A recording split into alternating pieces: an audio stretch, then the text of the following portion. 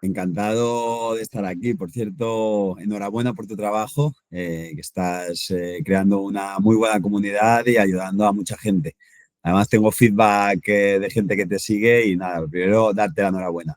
Bueno, aquí como yo vengo un poquillo del mundillo, creo que vengo como con algunas ventajas de qué creo que es lo que la gente quiere, busca, necesita, darles lo que piden, si quieren más de esto, si no de otra cosa, y al final pues yo creo que está ahí un poco el truco de irte quedando ahí con el nicho este tan poco explorado de streamer financiero, o como lo queramos llamar. De hecho, llevamos toda la tarde intentando resolver todo el tema de Nvidia, de sus resultados, de la vuelta que se ha dado a los mercados, de cómo parece que hay teorías conspiranoicas detrás de esos resultados. Acabamos de grabar un vídeo, hemos visto tal. La verdad es que una locura. No sé si te ha dado tiempo a seguir algo de esto que está pasando. Me he quedado sorprendido con el giro, la verdad que no lo esperaba porque los resultados de Nvidia son muy buenos. O sea, tú puedes decir que esto es una burbuja, que no es una burbuja, pero los resultados son innegables, ¿no? Y el guidance es muy bueno. Ni idea. O sea, me he quedado un poco sorprendido. Ya sabes que en el cortísimo plazo es muy difícil explicar las cosas muchas veces, ¿no? Pero la verdad es que bueno, a ver cómo termina la cosa. Antes de sacar un poco la presentación que nos has dado, no sé si nos quieres poner un poco en contexto, ya que estábamos hablando del mercado, de cómo ves tú el patio y tal, y si algo de esto crees que afecta a tu gestión, que no creo que sea del todo lo que más te afecte, pero un poco un poco de contexto de cómo están las cosas o cómo las ves tú. Normalmente, y es curioso, ¿no? Porque los días estos donde todo lo que tiene mucha beta o lo que mueve el mercado, como Nvidia y toda la inteligencia artificial cae, nuestro fondo sube. Y evidentemente no tenemos cortos ni nada, ¿no? Lo que pasa es que los flujos se mueven, las acciones caen porque hay gente vendiendo y ese dinero va a algún otro sitio, ¿no? Y muchas veces pues termina yendo a los valores que nosotros compramos, ¿no? Y bueno, pues en el 22, por ejemplo, lo vimos, donde el mercado se pegó una leche de cuidado y nosotros subimos mucho y en el 23 nos pasó al revés, el mercado subió mucho y nosotros no.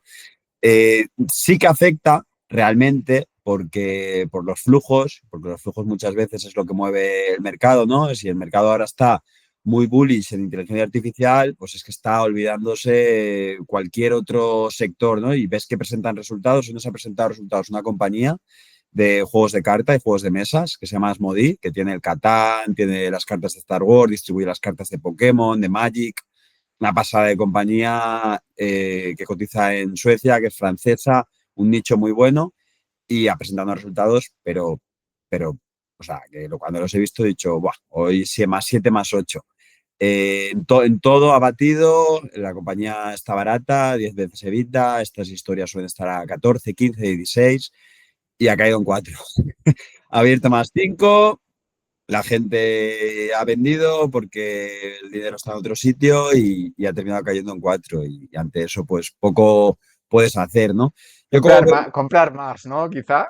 es que es eso, o sea, tienes que aprovecharte, ¿no? De las oportunidades que te da el mercado porque en el corto plazo pues, es literalmente el casino, ¿no? Y en el medio largo plazo sí que los resultados es lo que dirigen el precio de la acción. Yo si tuviese que dar una opinión del mercado, yo creo que estamos en un mercado exigente, en mi opinión, que eh, está exigente por una razón, una muy buena razón. No sé si ya le llamaría burbuja, porque una burbuja suele resultar cuando las empresas son solo promesas y aquí las empresas son realidades, ¿no? Pero no hay que negar que estamos en una valoración exigente y que sería probablemente, cuando siempre que hemos llegado a estos niveles, siempre aparecen cosas.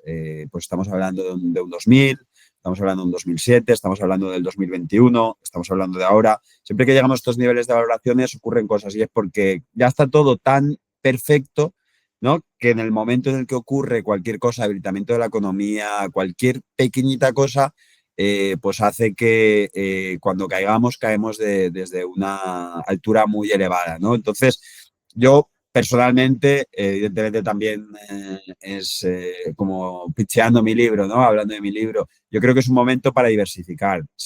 Yo creo que la inversión indexada es correcta, pero también tener esos inversores probablemente más en valor, que no tengan correlación con los índices, ¿no? Porque si, oye, tienes un inversor que lo que tiene es Meta, o sea, Facebook, Google, Nvidia o en Europa ASML, tal, y el mercado se cae, el mercado solo se va a caer por esas posiciones, ¿no? Porque no se va a caer por las posiciones que veremos que tenemos nosotros en cartera porque tenemos una correlación cero.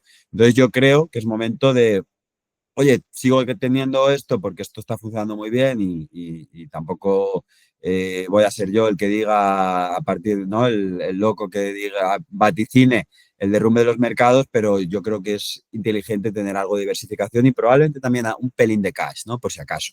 Porque, como he dicho, pues las compañías están presentando muy bien, todo está yendo muy bien, pero estamos ya a unas valoraciones que históricamente te suelen presentar problemas. Y probablemente lo que está pasando hoy es eso. Resultados muy, muy buenos, sí, pero ¿a qué múltiplos, no?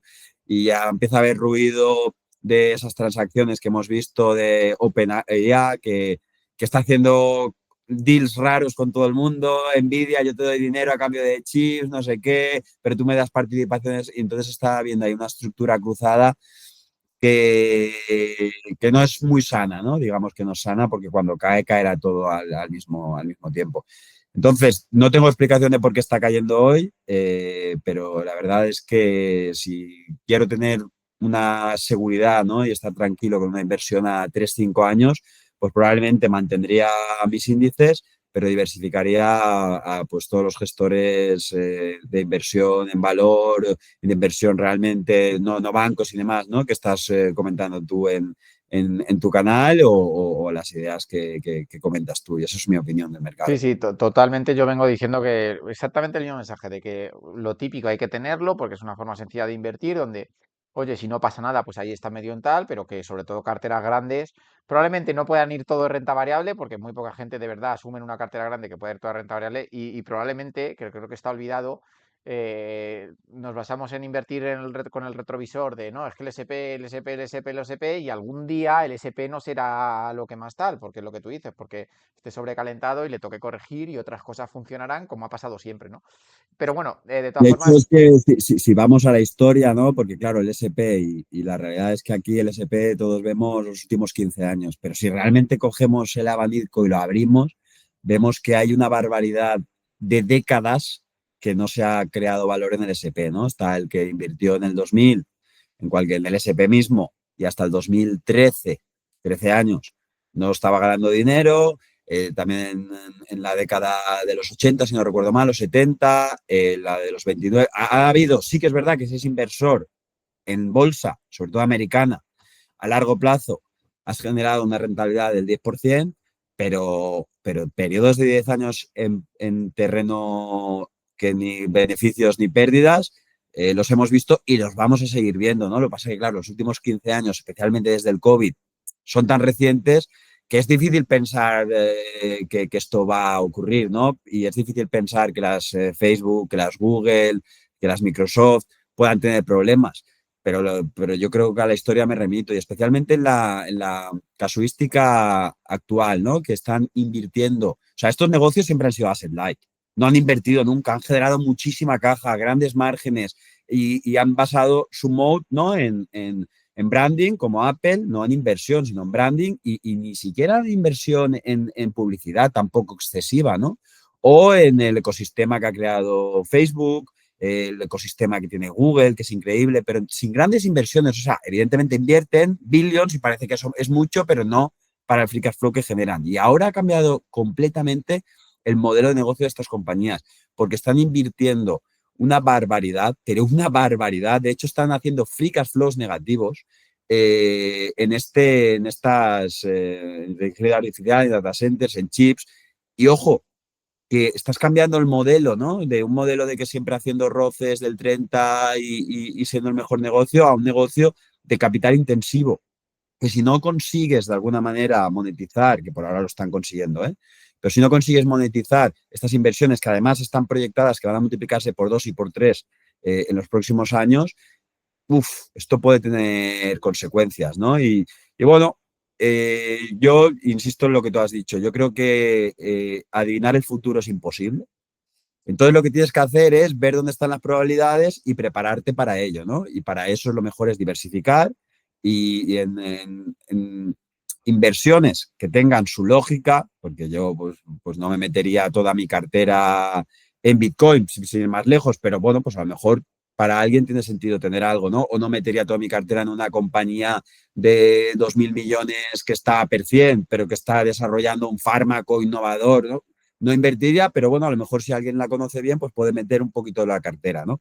Y lo que así que haría a día de hoy es, lo primero, formarme, y para eso canales como el tuyo pues es clave, y lo segundo, diversificar en, oye, una parte la invierto yo por mi cuenta, otra parte pues a estos fondos que no tienen nada que ver y que están completamente descorrelacionados de los índices, otra parte a los índices, y ahí haría mi carterita y seguro que eso a 5 años vistas te va a funcionar bien, porque si los índices por alguna de aquellas ocurre lo que es bastante probable, en mi opinión, que ocurra y que están 5 años parados, pues las otras partes, las otras patas te habrán compensado y habrás generado un buen retorno.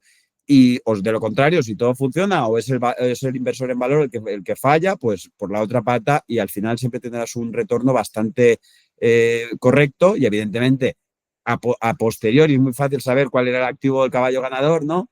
Pero a priori, esperando los próximos 5 años, yo creo que la mejor inversión es tener una diversificación correcta y para eso tampoco es fácil diversificar, que mucha gente dice, no, yo estoy diversificado, me enseña los 4 fondos que tiene y el índice y digo, pues si tienes todo lo mismo.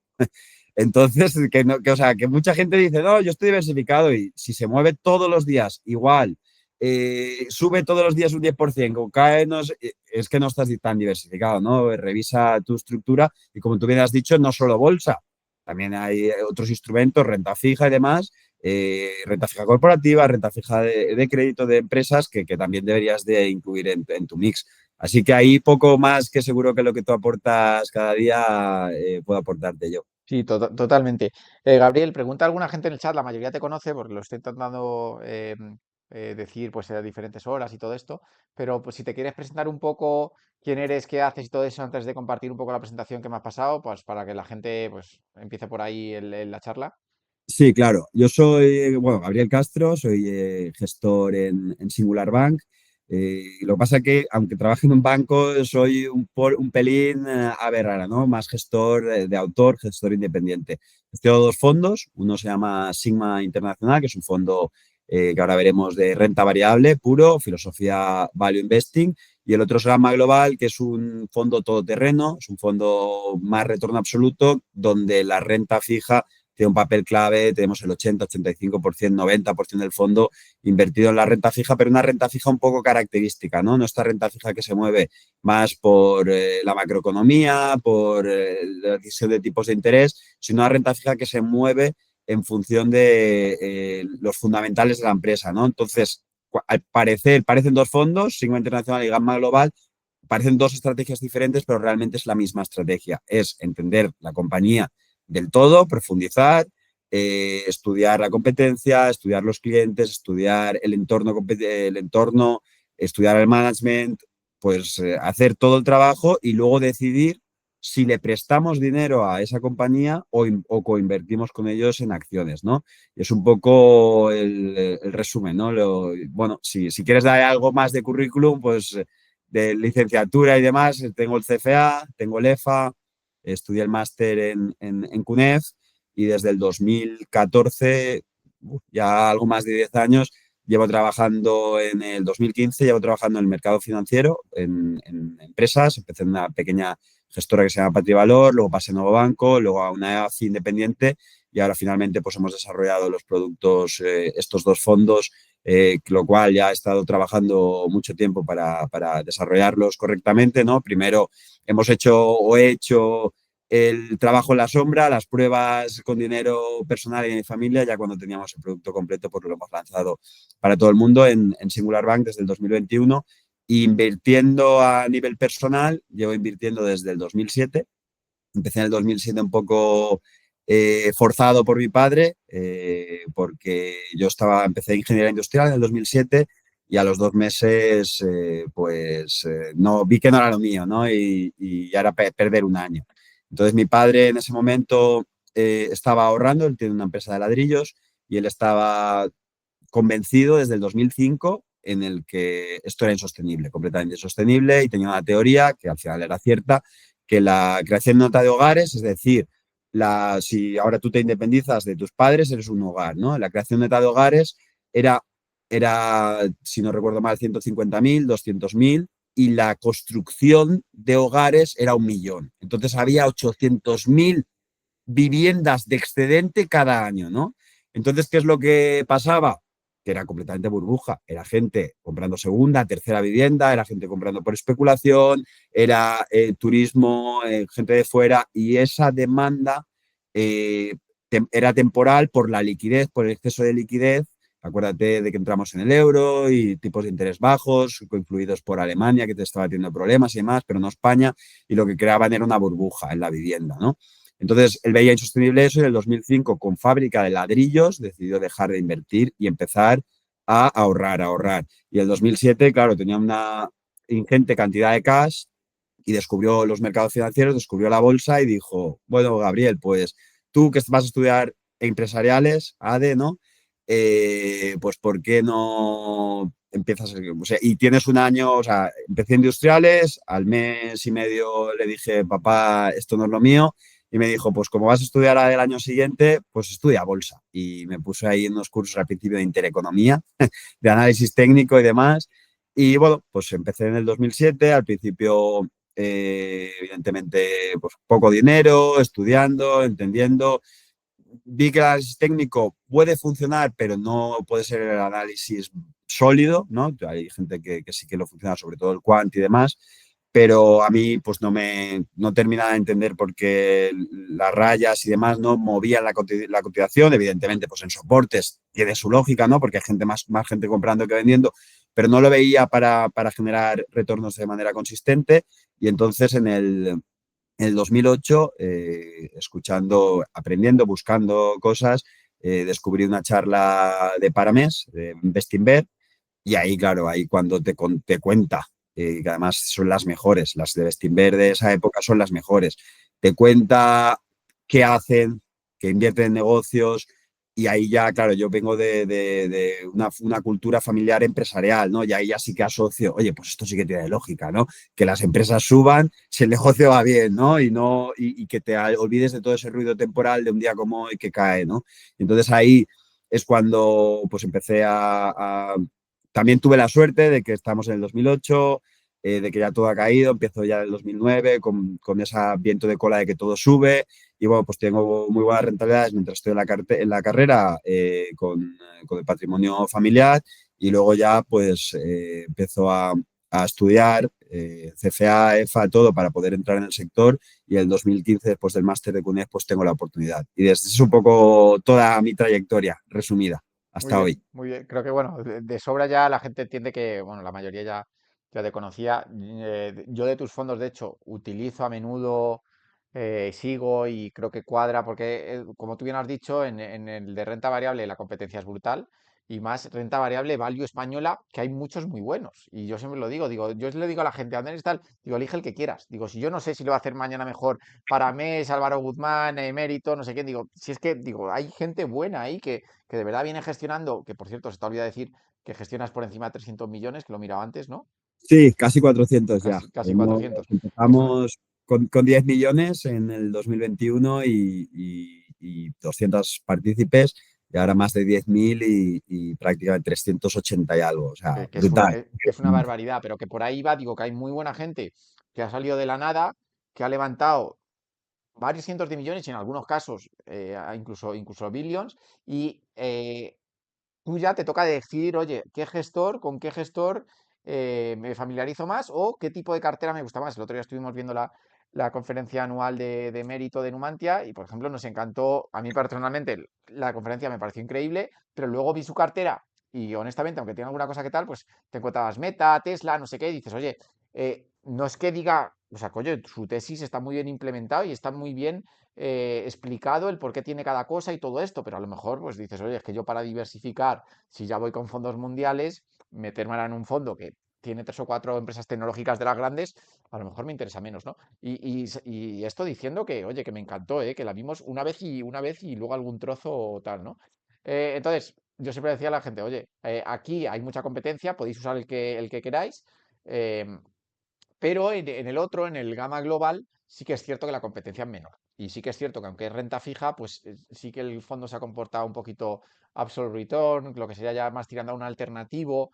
que de una forma o de otra pues se consigue, pues se intenta más o menos obtener retornos casi en cualquier coyuntura, pero haciendo renta fija a la vez, con lo cual ya a modo de diversificación, aunque tú digas que la tesis de inversión es similar, porque es analizar una empresa y luego decidir si compro su acción o compro su bono, o imagino que en algunos casos incluso ambas, no lo sé, ahí sí que, pues, que se genera ese valor añadido de decir, oye, pues aquí tenéis una oportunidad de inversión más alternativa y más útil para diversificar una cartera que otro, donde también lo he mirado y lo está haciendo bastante bien, donde sí que hay mucha más competencia, que es la renta variable gestión activa, donde hay monstruos, ¿no? En España. No puedo estar más de acuerdo contigo, pero es que tienes todos los índices que son una fuente muy válida, ¿no? De inversión. Pero además, te has olvidado de todos los internacionales, porque estás hablando de los españoles, que los hay muy buenos, pero también hay muchos internacionales también muy buenos. Entonces ahí hay una competencia feroz y todas alternativas, como has dicho, muy, muy válidas. Yo insistiría en lo que acabas de decir, que oye, me miraría qué tiene y con qué se correlaciona para no meter todos los huevos en la misma cesta, ¿no? Porque si estás comprando dos que tienen nombres diferentes pero van de la mano, pues caerán de la mano y subirán de la mano y no tendrás esa diversificación, ¿no? Pero en Gamma Global, por eso que ha crecido bastante más, ¿no? Los dos fondos lo han hecho muy, muy bien, pero Gamma Global, ha crecido de una manera espectacular y es por lo que, aparte de que los resultados son buenos, porque no hay índices de renta fija, que yo creo que te lo he escuchado decir alguna Mm. vez, y es toda la verdad, ¿no? Porque el índice de renta variable se compone de las compañías con mayor capitalización, pero el índice de renta fija, como pongamos las compañías de mayor deuda, no sé si eso es lo mejor, ¿no? Que una compañía tenga mucha deuda para que pese más, ¿no? Entonces, los índices de renta fija no funcionan tan bien y además en el caso específico nuestro, es que vamos más no a renta fija tradicional, sino a más renta fija buscando retorno absoluto, buscando minimizar los años negativos. De hecho, ahora cuando lo veamos, lo que buscamos es no generar, lo primero es no perder ningún año a 12 meses, sea desde el periodo que sea, no perder a 12 meses, y luego batir a la inflación en 300 básicos, ¿no? Que si la inflación pues está entre el 0 y el 3, ahora está en el 3, pues es hacer entre un 3 y un 6% de retorno. Y ahora estamos pues ahí, en ese 6,5 anualizado, 6 y algo anualizado desde el inicio, lo cual para aquellos que sepan de renta fija, sabiendo que un 2022 está por el camino y generamos un retorno del 3, pues es que algo está funcionando, ¿no? Y bueno, pues es un fondo, como has dicho, que funciona muy bien para esa parte de la cartera donde no quieres tomar ese riesgo y generar, evidentemente, no, esto no va a generar esas rentabilidades de doble dígito, ¿no? Que puede generar todos los tres fondos que has comentado. No, no, totalmente. Vale, pues tú me Perfecto. vas diciendo, yo voy pasando slides cuando me digas. Vamos a intentar que sea rápido y volver a esa conversación fluida, que a mí me gusta bastante más, además con gente que de verdad conoce el sector, ¿no? Y que tiene conocimiento de finanzas y de inversión, pues siempre la charla sale mucho más fluida. Lo que he dicho, los dos fondos, Sigma Internacional y Gamma Global, vamos a ir rápido, ambos desde abril del 2021, aunque al principio tardamos un poco en poder invertir por temas administrativos. Tardamos como un mes y algo que el liquidativo estaba flat, bueno, descontándose la comisión. Y bueno, pues ambos fondos tienen una muy buena rentabilidad, ¿no? En Sigma Internacional superior al 13 anualizado, acumulado el 76, que es el fondo de renta variable, batiendo ahora mismo a todos los índices, a pesar de no tener exposición a la inteligencia artificial, lamentablemente, ¿no? Porque ojalá lo hubiésemos tenido porque ha ido muy bien. Y en gama global, pues una rentabilidad de acuerdo a su perfil, ¿no? Con una volatilidad muy baja, inferior al 4% y con una rentabilidad superior al 6% anualizada. Si pasas, vamos a ver los dos fondos rápido. Bueno, esto es gama global, el fondo, esta es la rentabilidad, ¿no? que acumula desde el inicio. Como podéis ver, pues en el 2022 fue un año muy, muy complejo para las rentas fijas, que aquel que lo entienda, esa subida repentina de los tipos de interés Mm. hace que todos los bonos sufran, porque el coste de financiación aumenta de la parte sin riesgo, ¿no? Del risk free que se llama, que es del Tesoro americano. Entonces empuja a toda la curva, empuja a todo el mundo a pagar más, ¿no? Entonces, cuando tú tienes un bono que está pagando un 7% de cupón, por decir un bono, por decir un número, si de repente ese mismo bono tiene que pasar de pagar un 7 al 9 porque hay un empujón del risk-free, pues claro, ese bono no te puede cambiar.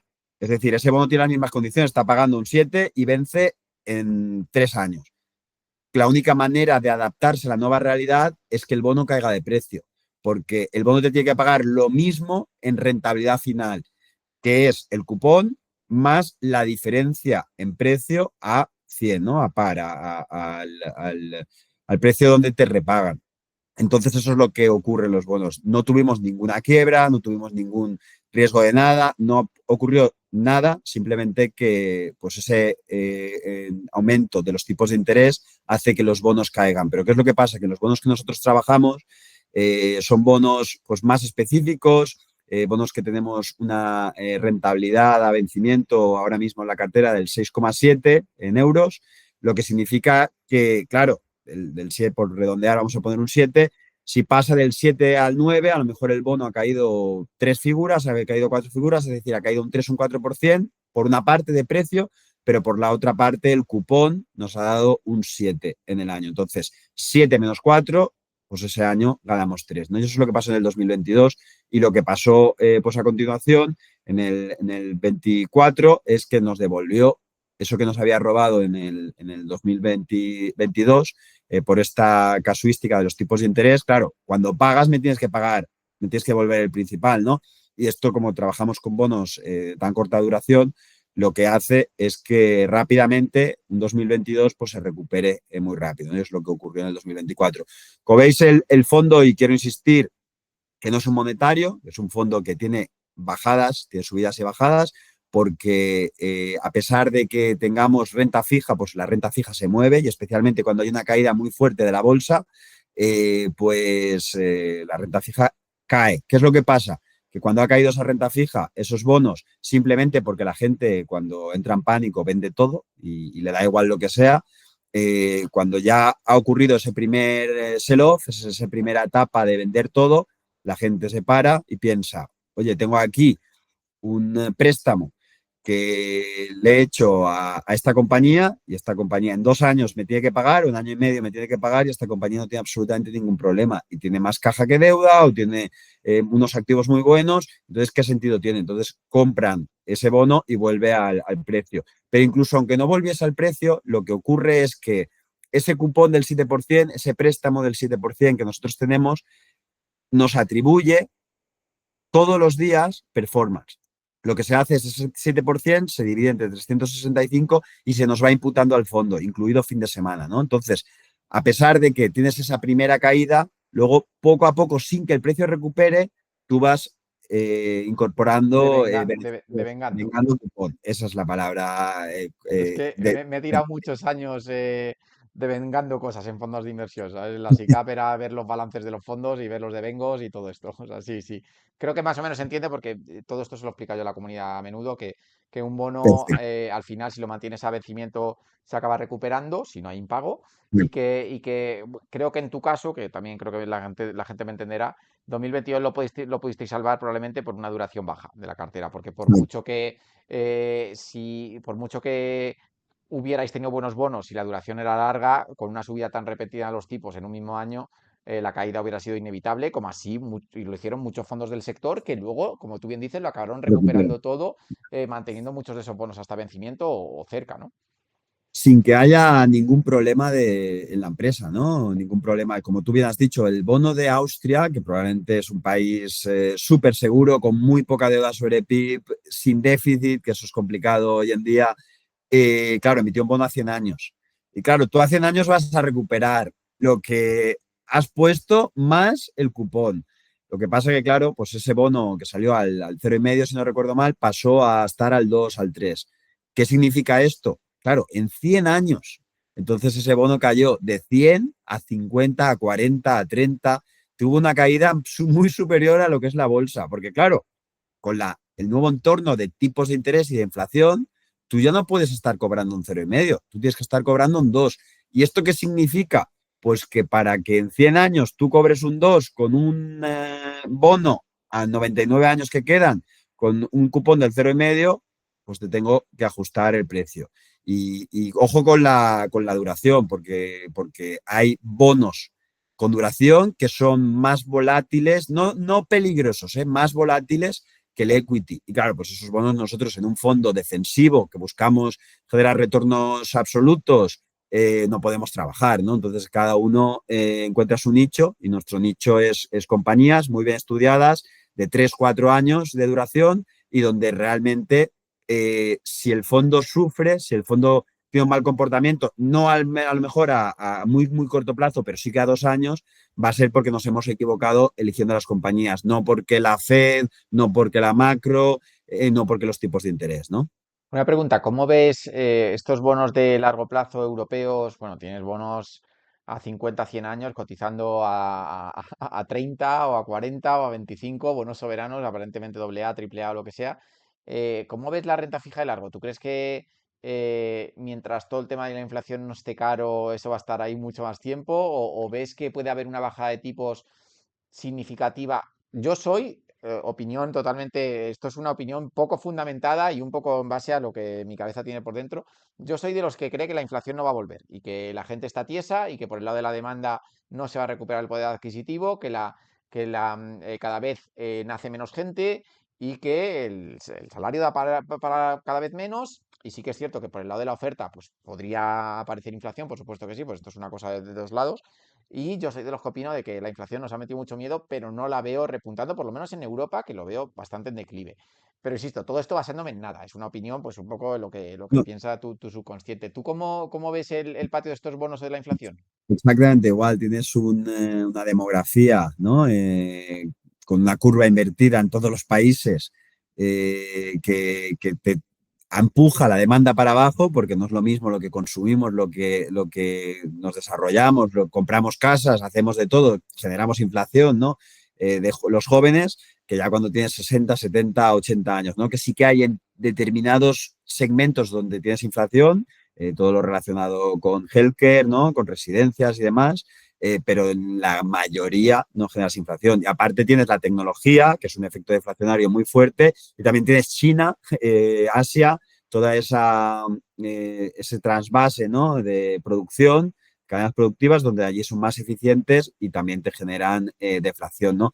Así que yo a largo plazo opino como tú, que hay unas fuerzas deflacionarias más fuertes que inflacionarias, sobre todo en países como España, que es imposible que te suban el salario, ¿no? En Estados Unidos es más dinámico y entonces pues tienes más, porque el crecimiento de salarios es realmente también generador de inflación, ¿no? Y tiene más fuerza y es un mercado más dinámico, pero en España es complejo. Pero también te digo, cuando me pongo a pensar, digo, esta opinión está fundamentada de verdad, tengo ahí un catalizador, lo tengo claro para poner los huevos, ¿sabes? Para invertir. Y la respuesta es que no, porque es como tú dices, pues es una opinión más de barra de bar, más que debería de ocurrir, pero tampoco tan fundamentado, tampoco tan cierto, no lo pondría en papel, ¿sabes? Y me casaría con ello porque, pues a lo mejor me estoy perdiendo cosas, porque hay tantas fuerzas macroeconómicas que no entiendes que de repente en Japón Mm. suben los tipos de interés y Estados Unidos se pega una hostia. O sea, es que es tan complejo el mundo que yo digo, me siento más cómodo entendiendo una compañía, por poner un bar, un restaurante aquí, el negocio del paraguas, por decir, entender qué le afecta, qué no le afecta, su cliente, el entorno, estar cerca de ellos, hablar con ellos, ver si tienen, luego, claro, cuando estás invirtiendo y tienen un dueño, cuando las cosas van mal a corto plazo porque hay una recesión, por cualquier cosa, normalmente el dueño no quiere que el acreedor, es decir, el bonista, el prestatario, nosotros en este caso nos quedemos con el restaurante y con todo su negocio simplemente porque hay un año malo, ¿no? Entonces normalmente ponen más capital y te protegen. Es decir, cuando me pongo a mirar qué fondo, cómo estructuro el fondo, voy a invertir dinero en una cosa que en principio tiene que pasar, que esos fondos de esos bonos de larga duración que parecen atractivos si creemos que la inflación va a tender a cero, como es lo más probable, o voy a invertir en esos negocios que tengo clarísimo que me van a pagar y que más no voy a depender de la fuerza inflacionaria, no voy a depender de la política de los bancos centrales, no voy a depender de todo eso. Entonces lo tengo claro. Sí, tienes razón, pero prefiero seguir en mi nicho, que es donde aporto valor a la familia y aporto valor al partícipe, ¿no? No, pero bueno, en este caso no iba por ahí porque, por supuesto, que en un fondo defensivo tú no puedes meter un bono que tiene una volatilidad del 20%, porque es el triple de la volatilidad o cinco veces la volatilidad que tú quieres. Entonces, no iba por ahí, sino más bien un poco curiosidad de cómo ves algo que pasa desapercibido porque hay que tener mucho conocimiento para entender lo que es un bono, lo que es la duración, lo que es un bono que cotiza 20, lo que es la par de un bono, lo que es la TIR, o sea, quiero decir, se necesitan muchos conceptos para llegar, pero es muy curioso si a alguien tú le dices que un bono de Austria tiene un 70% de pérdida del que lo compró hace 5 años. O sea, tú le explicas eso a alguien y dices, ¿cómo que un tío compró un bono de Austria hace 5 años y hoy lo vende con una pérdida del 70%? Pues ese tipo de cosas es lo que tal, iba por ahí más que nada, ¿no? Voy además a rizar el rizo. En ningún bono español estás perdiendo un 70%. Y ahí ya dices, pero ¿cómo es posible, no? Austria Y es sí. que Austria, ¿cómo no va a estar mucho mejor que España si es que esto es un drama, ¿no? Y es claro, no tenemos, nadie nos va a prestar a 100 años. Entonces, como no tenemos la duración, pues no tenemos caídas de tan largo plazo, ¿no? Pero bueno, si quieres pasar a la, Sí, a la siguiente, yo creo que ha quedado claro, el performance está yendo muy bien, sobre todo lo que hablábamos, ¿no? Lo que estabas comentando, no puedo tomar esos riesgos porque esto es un fondo defensivo, es un fondo con un mandato de intentar no perder, de generar un excedente sobre la inflación, de generar rendimiento real positivo, lo cual no puedes encontrar a día de hoy en los cortoplazos, en las letras del tesoro y demás. El crecimiento real es negativo, perdón, el rendimiento real es negativo, nominal es positivo. Y como tendemos a pensar, y es verdad, en términos nominales, pues decimos, oye, hemos ganado mucho dinero, ¿no? Y cuando de verdad lo miras en términos reales, es la inflación, sobre todo desde el COVID, que aquello ha sido, esa inflación reportada es completamente falsa, porque desde luego no es en España, en la cesta de la compra, en el alquiler, en todo, ¿no? Hemos perdido mucho poder adquisitivo, ¿no? Entonces, bueno, para hacer esto y mantener esta volatilidad pequeña, pues nosotros trabajamos con duraciones cortas y así es como compara con los últimos 12 meses, con la caída de la bolsa, que en un momento determinado se puso -20 y evidentemente en un momento te arrastra, ¿no? Te empuja el fondo también a la baja porque la gente vende cualquier cosa, entra en pánico, eso fue el Liberation Day, acuérdate, que seguro que lo comentaste por sí. aquí, que Trump se volvió majara, sorprendió al mercado y parecía que iba a destruir el mundo, ¿no? Y luego ya, si te fijas también ahí, nosotros recuperamos muy rápido, infinitamente antes. La bolsa no recupera hasta, ahí lo pone, ¿no? Hasta que se va a cero, no recupera, que es pues prácticamente hasta verano, hasta Sí, verano. serán 4 o 5 meses. Y nosotros recuperamos en menos de un mes, ya estábamos otra vez en máximos, ¿no? Este gráfico lo que indica cuando está a cero es que estás haciendo máximos históricos y cuando cae estás haciendo el drawdown que se dice técnicamente, ¿no? Que es la máxima caída que tiene el fondo entre el máximo y el mínimo, ¿no? Entonces este año ha sido ligeramente inferior al 3%, pero duró 2 semanas.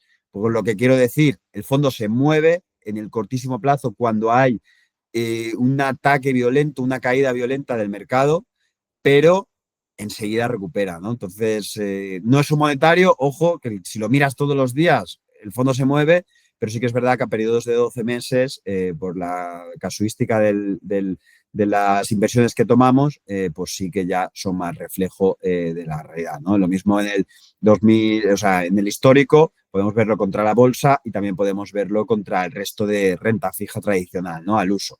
Que las caídas que tiene, especialmente por el 22, y la recuperación, pues prácticamente ha sido ahora, ¿no? Ahora estarías empatando desde que nosotros montamos el fondo y nosotros pues estamos generando pues un 6,5 anual. Entonces, si pasas a la siguiente, Sí. y ya, bueno, esto, la comparativa, que sale muy bien, hay que sacarla, pero poco más que añadir ahí. Contra todas las clases de activos, hay high yield, hay treasuries, hay bonos indexados a la inflación, hay cualquier activo que se me ha ocurrido, pues lo he puesto para simplemente reflejar pues que somos un bicho diferente a pesar de ser todo renta fija. Y bueno, y por ahora, pues nuestra manera de invertir pues está generando pues una muy buena rentabilidad, sobre todo ajustado a volatilidad y a riesgo, ¿no? Muy bien. Y, Sí, Y esto bueno, yo creo esto que es, sí, simplemente demuestra la volatilidad que tiene, es decir, el riesgo. Esto lo quieres ver lo más bajo posible, pero esto va ligado también a la rentabilidad, que la quieres ver la más alta posible, con lo cual, pues el que lo salga, mejor es sí, arriba y a la izquierda. Pues claro. los tres Ulis tienen un pelín menos de volatilidad que nosotros, pero el resto de familias pues tiene más volatilidad y menos rentabilidad. Vale, y Y esto esto es es Sigma. Gama Global y volvamos al fondo de Sigma Internacional, que también, pues bueno, pues está teniendo muy buen desarrollo. Esto es comparado con el MSCI World. Hoy le estamos sacando además, por lo que he visto, pues un punto y algo extra. Pero bueno, estamos sacando como 15 puntos desde el inicio. Pero y sobre todo yo lo que más que la rentabilidad, que es importante, ¿no? Pero como tú has dicho, es que hay muchos muy buenos fondos y a lo mejor nosotros ya tenemos 5 años, pues en 5 años has podido tener un pelín de mala suerte o buena suerte. Sí que es verdad que ya no es un año, 2 años, que ya dices, oye, en un año y 2 años puedes sacarla del estadio o quedarte por detrás y no significa que estés haciendo las cosas mal. Aquí ya son, pues bueno, algo más 5 años, pero más allá de la rentabilidad que es positiva contra el mercado, el MSCI World sabéis que es prácticamente el SP, comparamos muy bien también contra el SP, el Eurostoxx y el Nasdaq, pero más que eso, lo que querría destacar yo aquí es la poca correlación, ¿no? Nosotros, pues en el 2022, pues subimos mucho, el mercado cae, en el 2023 nos quedamos un poco detrás, todo siempre rentabilidad positiva, también simplemente por casualidad, ¿no? Porque este fondo pues tiene caídas importantes, tiene subidas importantes, pero tiene una descorrelación muy alta, ¿no? Y lo que yo veo ahora, y ahora mismo estamos más invertidos, prácticamente, hemos testado solo una vez igual de invertidos que ahora, porque este fondo normalmente está invertido al 90% y ahora estamos al 98%, y es porque todo lo que no es inteligencia artificial es que está a unos precios, a unos múltiplos que probablemente no vaya a cambiar mañana, pero los próximos 2, 3 años yo creo que el mercado va a empezar a centrarse sin que eso signifique que la inteligencia artificial falle, pero va a empezar a centrarse también en los otros negocios que son muy buenos, ¿no?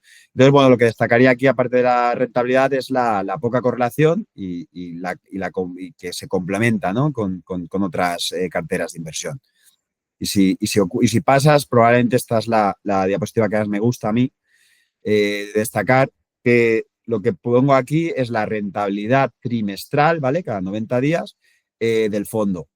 Entonces, la barra es cómo ha cerrado a los 90 días. En general, pues la mayoría de los trimestres son positivos. También hemos tenido pues 3, 4 trimestres negativos, pero lo que yo destaco es, ojo, incluso en trimestres muy positivos, donde hacemos un 15% de rentabilidad en 90 días, lo cual es mucho, hemos tenido un drawdown, hemos tenido una caída para el partícipe en algún momento del 6%, ¿no? Entonces, todos los trimestres hemos tenido caídas por el camino, cada 90 días caídas del 6, del 7, del 13 cuando el Liberation Day, ¿no? Sin embargo, el fondo ha terminado generando rentabilidad positiva, ¿no? Entonces, aquel que esté preocupado por la volatilidad, que no pueda aguantar pérdidas del 10, del 15, del 20%, evidentemente este no es su fondo, ¿no? A pesar de que la rentabilidad final ha sido muy, muy atractiva, como hemos visto, prácticamente el 80%, pues por el camino hay volatilidad. De hecho, ahora estamos en un momento de esos de volatilidad, ¿no? De caídas, donde hemos caído, digamos, un 5% de caída en este último mes.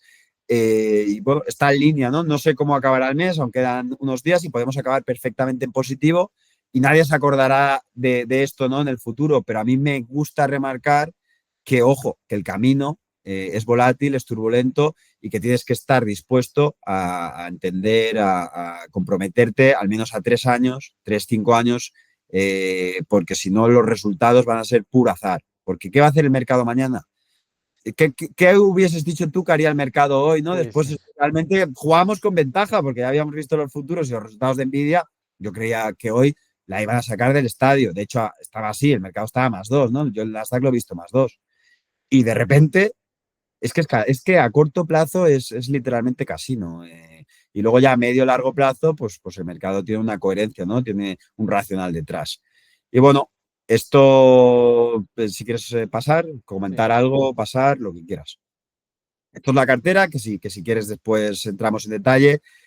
Pues como puedes ver, no hay ninguna empresa índice, ¿no? Son todo cosas pues muy particulares, muy específicas. Normalmente las 10 primeras posiciones son el 50% del fondo. Luego tenemos otras 20, 25 que son el otro 50%, normalmente 40 porque hay un 10% en cash históricamente. Y es que son compañías que pueden subir mañana, pueden caer mañana y no va a parecerse en nada al SP500, ¿no? Y bueno, si quieres, yo lo que he traído es una tesis de inversión, un poco para ver el racional. Además, he buscado una que estamos comprando ahora, que tenemos, las tenemos a break-even porque hemos estado comprando pues, las últimas semanas. Y era un poco, he buscado aquella que es más fácil de entender para que un poco, a ver, todo el mundo eh, probablemente conocerá, a lo mejor no Kinépolis, pero sí que ha ido a un cine alguna vez, ¿no? Y esto es una cadena de cines. Si Pero los pasas a Los de Madrid lo conocemos todos. Y de fuera de Madrid ya de desconozco si hay Valencia más por ahí. también. En Valencia hay uno en Alcira, hay uno en Valencia Ciudad bueno, es una buena marca. De hecho, si pasas a la siguiente diapositiva, es el mayor grupo de cines a nivel mundial, ¿no? En Madrid tienes competencia, tienes algo de competencia aquí, pero es local. Lo que es global, pues no hay, ¿no? Tiene más de 100, de hecho ahora tenía 110 y acaba de adquirir como 15, si no recuerdo mal, así que tiene 125 cines entre Europa y Norteamérica, y tiene también algo en Canadá, y bueno, que estos son prácticamente 200.000 sillones, ¿no? Butacas. Y tiene un buen modelo de negocio, ¿por qué? Porque, ellos lo definen así, es un restaurante que no controla su menú, ¿no? Es decir, yo tengo la sala, pero yo no controlo la película porque la película no la hago yo, ¿no? La película de alguna manera me viene impuesta y voy a depender mucho del contenido, porque evidentemente tú no vas al cine, hay eventos, alguna cosa, ¿no? Pero en general no vas al cine si la película no te gusta. Si hay un periodo malo de películas, no vas, ¿no? Entonces, es un restaurante, pero que luego lo que tiene todo el complejo, tiene todo el entorno del restaurante, pero luego lo que comes no lo controla Kinépolis, sino lo controlan pues, las grandes productoras, ¿no? Cómo funciona y cómo cobra Kinépolis es el 50% de la taquilla se lo queda, el otro 50% de la taquilla lo comparte con el productor y el productor de la recaudación pues obtiene el 50% y de ahí pues genera esos ingresos para financiar más películas, ¿no? Lo que está haciendo Kinépolis, y ahora lo veremos un poco a continuación, es mejorar a pesar de que el cine, pues no, últimamente nos están saliendo buenas películas, pues estoy mejorando la experiencia del usuario, ¿no? ¿Cómo mejora la experiencia del usuario? Pues con salas, con butacas más grandes, comiéndome una hamburguesa mientras veo la película, comiendo una hamburguesa tumbado, con salas con LEDs, con salas IMAX que 3D, que te sumerges dentro y vives una experiencia pues realmente diferencial, ¿no? Entonces, bueno, a mí cuando me contaron, ¿no? Estaba en una conferencia en Londres y un analista, un amigo, me dice, oye, tienes que ver esta compañía.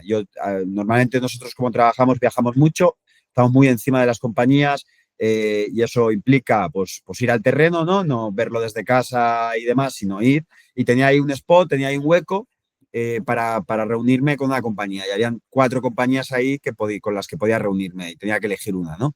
Y me dice, mírate Kinépolis. Y yo la verdad que soy un fan del cine, siempre he sido un fan del cine. Yo siempre que podía me escapaba con quien fuese para ir al cine porque a mí me gustaba mucho la experiencia, ¿no? Pero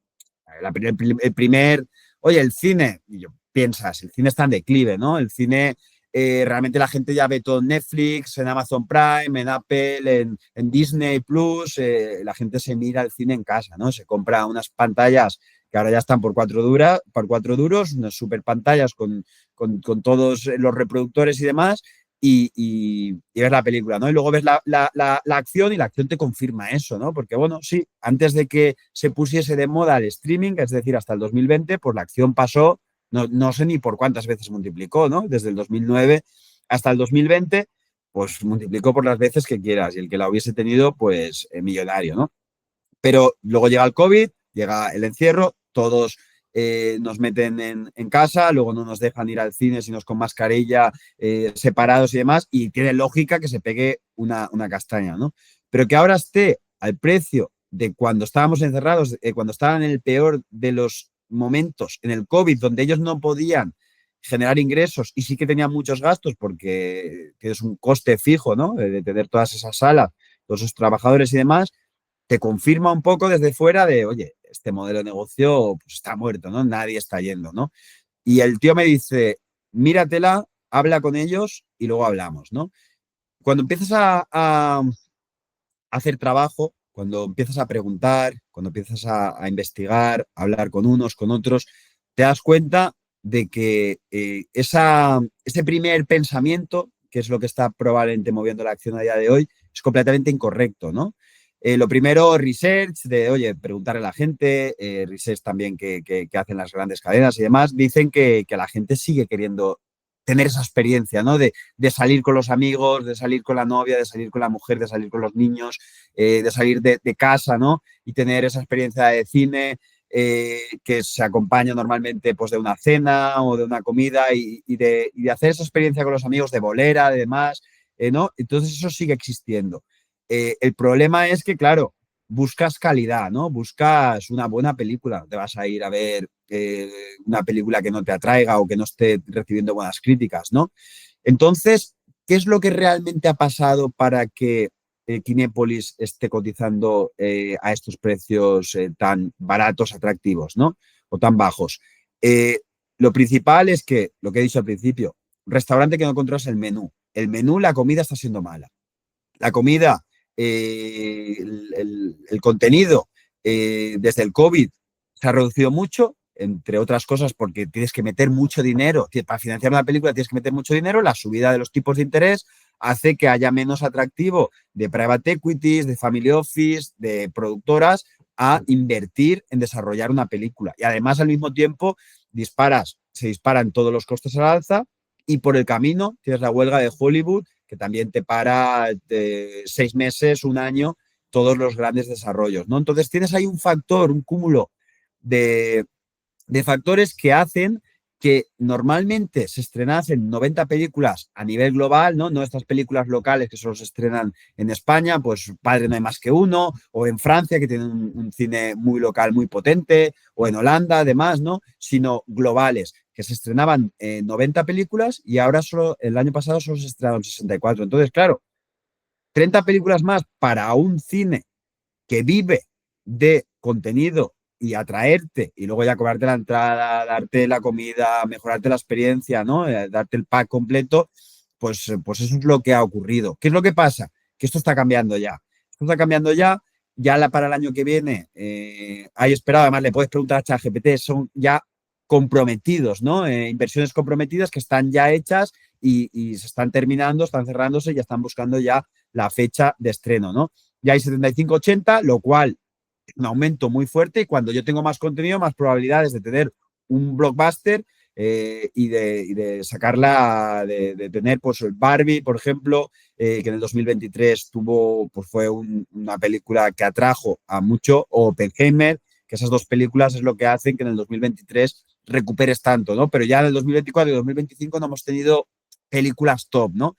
Pero también lo más importante, y esto lo he hablado con directivos de las compañías Amazon, Apple, Netflix y Disney, es que ellos en un momento determinado dijeron, sí, yo solo con el digital funciono, pero se han dado cuenta que el digital solo les perjudica, porque no son capaces de monetizar esas grandes inversiones en esas grandes películas, porque primero tienes que pasar por pantalla, que ahí es donde realmente recaudas mucho, un Pixar, realmente Disney, recaudas en la pantalla y luego ya la pasas a todo el mundo por el streaming, ¿no? Entonces han cambiado la política y cuando en vez de apostar directamente por el streaming, primero la pasan por el cine. De hecho, Disney lo que hace, por ejemplo, si te vas a sacar Toy Story 5, te empiezo a publicitar a saco Toy Story 4, Toy Story 3, y entonces te creo ese FOMO, esas ganas de, oye, van a sacar la 5 en el cine, ¿no? Y entonces lo que están haciendo ahora mismo, incluso Netflix, Apple y Amazon, Apple recientemente, en su primer estreno positivo o rentable con el de Fórmula 1, están apostando por volver al cine, ¿no? Y entonces en los próximos años, ya comprometido por ellos, ya invirtiendo fuerte, ya Apple se ha comprometido a desarrollar anualmente 6-7 películas cuando antes era cero, de hecho era solo streaming, se ha dado cuenta de esto y Amazon 11-12, ¿no? Entonces, bueno, pues esto ya es un cambio significante que no ha pasado hasta ahora, que hemos tenido el problema que te he dicho de falta de contenido de calidad, que ahora ya va a empezar a salir mucho más contenido y que probablemente gire la tendencia, ¿no? Y si pasas a la siguiente diapositiva, aparte de esto, ¿no? Que esto es la tesis, oye, y que tiene sentido, luego tenemos que ver los números. A ver, este negocio me gusta, no me gusta, tiene una buena gestión. Lo primero ya ves, oye, el 50% del negocio está controlado por una familia. Eso siempre suele ser bueno, ¿no? Skin in the game. Cuando lo mismo con los fondos de inversión, que seguro que lo has comentado muchas veces, cuando el gestor está poniendo los huevos en la misma cesta, no está coinvirtiendo contigo, no está realmente ganando dinero de la comisión, sino realmente también se beneficia de la rentabilidad, que es prácticamente todos los fondos de autor, porque si no tendría fondo.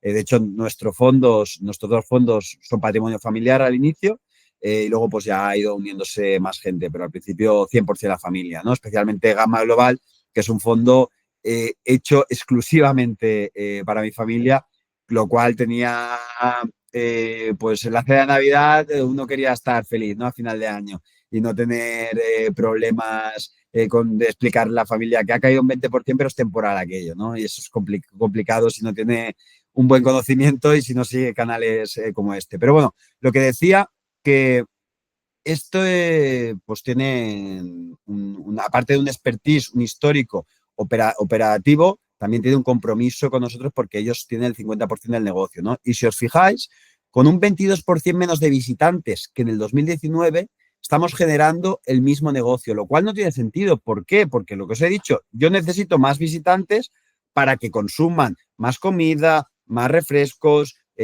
mejores, o sea, y generar beneficio, ¿no? Entonces, que haya sido capaz con un 22%, y es además un apalancamiento operativo muy fuerte, porque yo cuando enchufo el cine y contrato al personal, me da igual que vengan 5 que vengan 200. O sea, necesito lo mismo de luz, de todo, pero claro, con 200 gano muchísimo dinero y con 5 pierdo dinero, ¿no? Entonces, eso es lo que se llama apalancamiento operativo. Con lo cual, con un 22% menos de visitantes, el apalancamiento operativo debería de funcionar en contra, debería de fastidiarse. Pues ellos, con su operativa, con la oferta de servicios nueva que están dando de hamburguesas, de pantallas, del 3D, con la gestión de precios, han conseguido tener el mismo beneficio que en el 2019 con un 22% de visitantes menos. Cuando volvamos y volveremos a tener esos visitantes, a volver a esas épocas del 2019 de crecimiento en asistencia porque hay buenas películas, porque hay más contenido, el beneficio de esta compañía, acordaros, apalancamiento operativo, puede literalmente solo con un 20, un 30% más de visitantes puede doblar el beneficio, ¿no? Y eso es un poco, oye, ya me gusta, ¿no? O sea, estos tíos están haciendo las cosas bien, tienen skin in the game, ¿no? Pero, ¿qué me gusta más? Que cuando yo veo lo que se ha publicado este año, bueno, pues oye, tienes Lilo y Stitch, que la han hecho en versión humana, ¿no? Y era una película de dibujos. Tienes Jurassic Park, que bueno, ya está la saga un poco explotada, pero bueno, también la atrae. Y bueno, pues oye, está la de Fórmula 1, que ha ido bien, Minecraft, que ha ido bien, Superman, que fui a verla un poco, una mezcla de todo, pero no has tenido, o sea, blockbusters, grandes estrenos son por encima de 1.000 millones. No has tenido ningún lanzamiento. El de Avengers el año que viene se estimas, le preguntas a ChatGPT, aparte de que he hablado con expertos de la industria, que hará solo Avengers, se esperan 2.000 millones, ¿no? El doble que la mejor de este año. Y mirar al año que viene lo que tienes. Al año que viene tienes Toy Story 5, que llevas mucho tiempo sin trabajarla. Tienes Mario Bros, tienes Dune, la parte 3. Tienes que no está aquí Spider-Man, que también es una saga que funciona muy bien. Tienes unos, pero es que además en Q4, ¿no? Ya saliendo, prácticamente ahora en Navidad, tienes Avatar, además tienes que ir con las 3D y con las 3D son 2, 3, 4, 5 euros extra que se lleva al cine, ¿no? Entonces tienes una cartelera en los próximos 12 meses, incluyendo desde final de año, porque Avatar sale ahora a final de año, pero también hay un par de películas ahí de Disney que funcionaron muy bien la uno, tanto este musical que funcionó muy bien la uno como la de Zootropolis, que también funcionó muy bien. Entonces ya hemos estado 2 años prácticamente sin contenido, sin películas, sin no solo en número, sino también en estrenos potentes y de repente en los próximos 12 meses o 15 meses tenemos este cartelón de películas que yo creo que van a hacer que el consumidor, ¿no? Que la gente quiera volver a la pantalla, quiera volver al cine, haga la experiencia completa. Y ahí, lo que os he dicho antes, en el momento en el que mejores un poco la cantidad de asistentes, el apalancamiento operativo va a hacer que tus beneficios se disparen, ¿no? Y bueno, si vamos a la, que creo que es la última, ya como conclusión, otra cosa que no he comentado, tiene un muy buen balance, ¿no? No tienen prácticamente deuda, pero además el 45% de los activos no pagan alquiler porque son suyos. Que esto es muy positivo. De hecho, es 45% de los activos, pero 55% de la gente, de la asistencia que va, es decir, medido por cantidad de personas que van, porque son en general los activos más grandes, ¿no? No es lo mismo un cine más pequeño de ciudad y demás que un cine más grande que tienes más afluencia, ¿no? Entonces, esto es positivo, hace también que en algún momento determinado puedas vender esos cines porque te los van a pagar a precio de oro y quedarte tú como alquiler, pero bueno, lo que hace también positivo teniendo las propiedades que no pagas alquiler, por tanto tienes un coste mucho menor, ¿no? Porque, oye, si yo llego a un COVID y le tengo que pagar el alquiler del cine al fondo de inversión o a la empresa de real estate, pues voy a tener un problema, porque no tengo ingresos y tengo que pagar. Si el alquiler, si el activo es en propiedad, pues no tengo que pagar, ¿no? Otra cosa muy positiva es que están empezando a hacer M&A. El M&A bien hecho es muy positivo. ¿Por qué? Porque compras, primero, a precios muy bajos, porque en esta industria normalmente un dueño tiene un cine, tiene 5 cines, tiene 10 cines, tiene, pues oye, unos pocos cines, pero en general son pocos, 2, 3. Y estos dueños en general son ya gente muy mayor. Son gente que quería haber vendido en el 2019. En el 2019 había mucha venta. De hecho, Kinépolis compró bastante, pero no pudieron vender porque llegó el COVID. Claro, llegó el COVID y tu beneficio se fue. Entonces no ibas a vender mal. Y has estado esperando, esperando, esperando a vender y aquello nunca ha mejorado. Y tardas 5 años, entonces ahora ya querías vender el 2019, pues ahora estás desesperado por vender. Y el private equity, que ha sido muy activo en la historia en esta industria, porque era muy fácil, era, oye, compras cine, operarlo no es tan difícil y generas muy buenos retornos. Ha desaparecido porque el private equity ahora está en inteligencia artificial, en delivery, en todo lo tech, ¿no? Aquí ha desaparecido. Entonces, estás comprando, ahora ellos han añadido 14 cines a 5,3 veces EBITDA, todo de cash, porque ya aún tienen bastante capacidad, y lo que hace es aumentarte inmediatamente el beneficio. Y ellos han demostrado históricamente que aumentan márgenes, por lo tanto, esos 5 veces EBITDA esperan que se conviertan en 2 años en 3 veces EBITDA. Y además, muy interesante, en Michigan, en Wisconsin, la zona donde han comprado, porque ellos ya tienen muchos cines, con lo cual, cuando tú en un territorio de 50 kilómetros y demás tienes los cines controlados, puedes subir precios porque o vas a ese cine o no te vas a hacer 100 kilómetros para ir al cine, ¿no? Entonces, han hecho una adquisición muy buena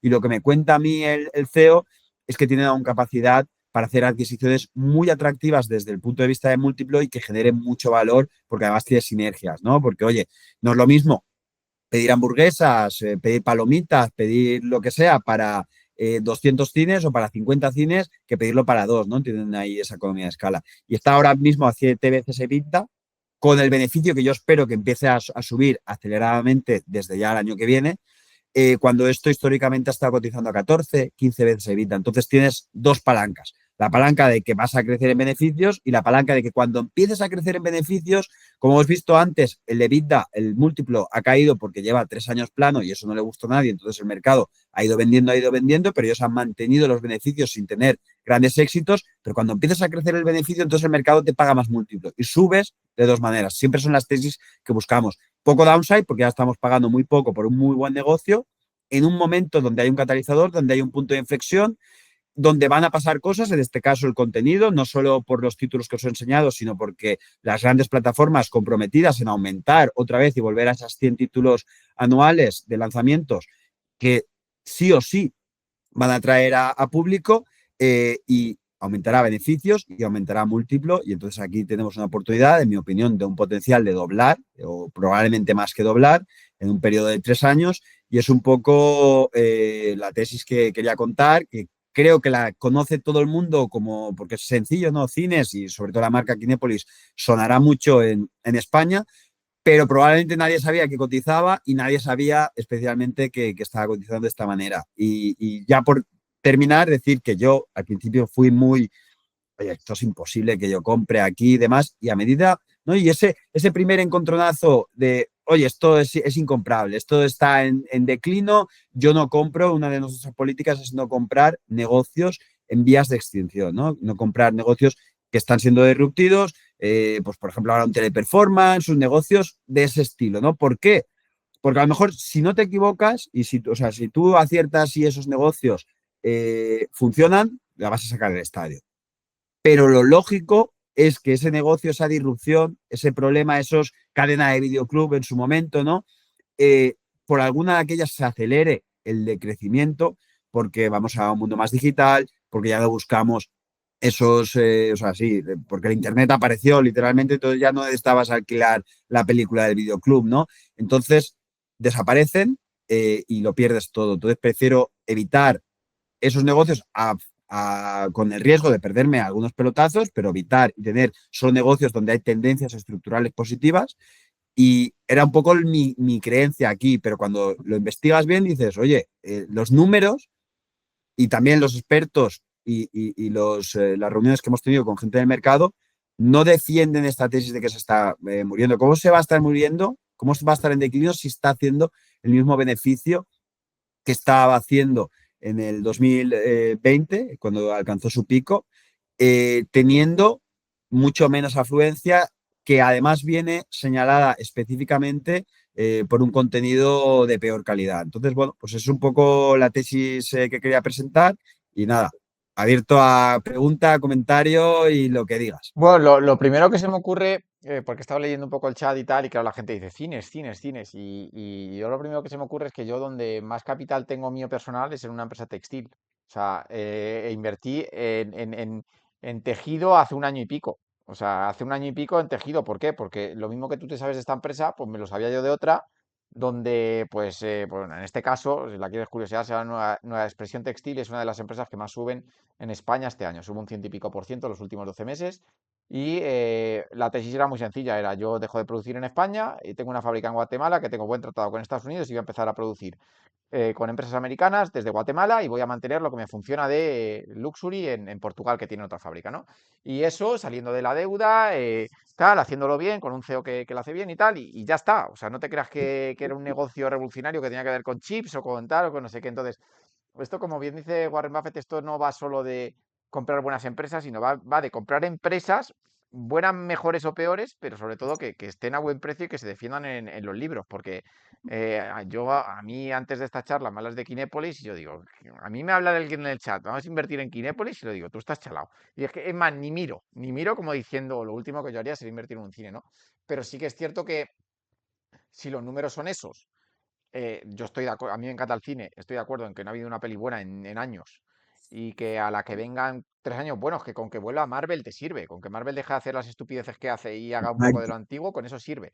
Y si encima me ha sorprendido que con la mierda de pelis que se hacen y con Bueno, el declining de los asistentes, los beneficios se mantengan, pues hombre, luego estará el mercado que te lo compre, ¿no? Que digas, oye, que se van ahí eso tal y que el mercado diga, más de uno empieza y diga, coño, que a lo mejor esto de Kinépolis nos suena mal en la cabeza, pero está funcionando bien, ¿no?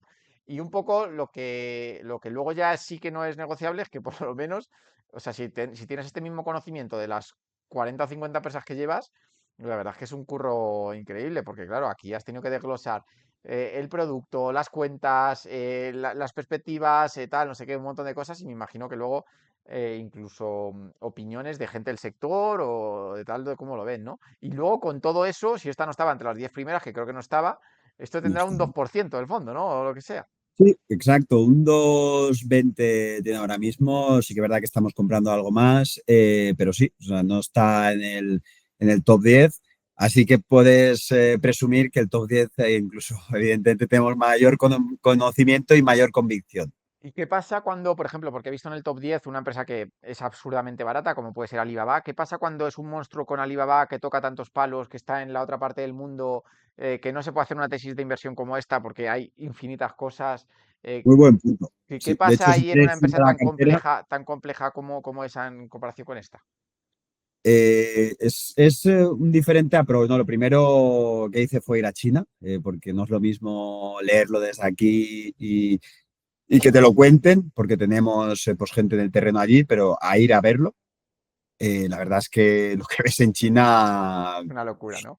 no se puede describir. La verdad o sea, es otra liga. O sea, yo creo que la gente en general, sobre todo de españoles, como hemos tenido tantos chinos aquí de restaurante y de todo a 100, pues pensamos que es el manufacturing no barato, es el Guatemala que acabas de definir, que por cierto esa tesis es buenísima, porque o sea, si mantienes al cliente, incluso aumentas al cliente y aumentas los márgenes, y tú lo has visto antes que el mercado, pues nada, enhorabuena.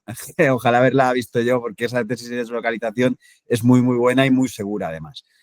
Si haces, ojo, que también con la operación, trasladar la operación Sí, y que luego la... funcione, Es, que es parece difícil también, fácil, ¿eh? ¿sabes? Pero no es fácil, pero vamos, eso de tener ese ojo y estar antes que el mercado, posicionarte antes que el mercado es clave. Y luego cuando va el beneficio detrás, que entiendo que este año ha subido el beneficio, pues ya corre detrás el accionista, ¿no?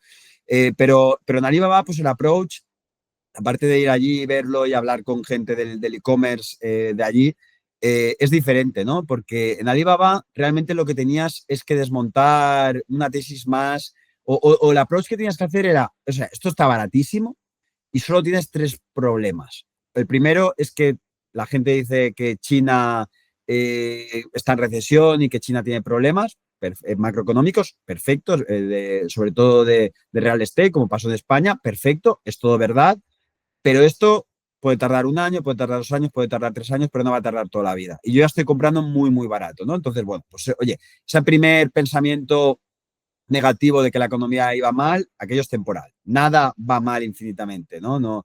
Ni Japón, que fue la mayor burbuja que hemos visto, o incluso España, tardó muchos años en funcionar, desde el 2007, pero al final pues funcionó y ahora la economía va volando a pesar de los políticos, ¿no? De tanto de un bando como de otro.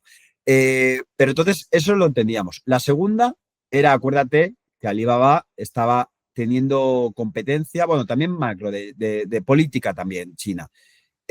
Había una tesis, ¿no?, de que el presidente chino, no quería que nadie ganase dinero en bolsa.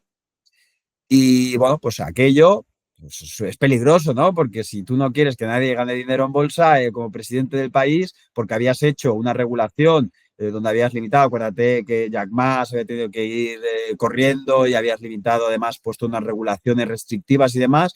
Entonces había ahí un nubarrón político, regulatorio, que parecía o apuntaba a que no querían ganar, no quería que nadie ganase dinero.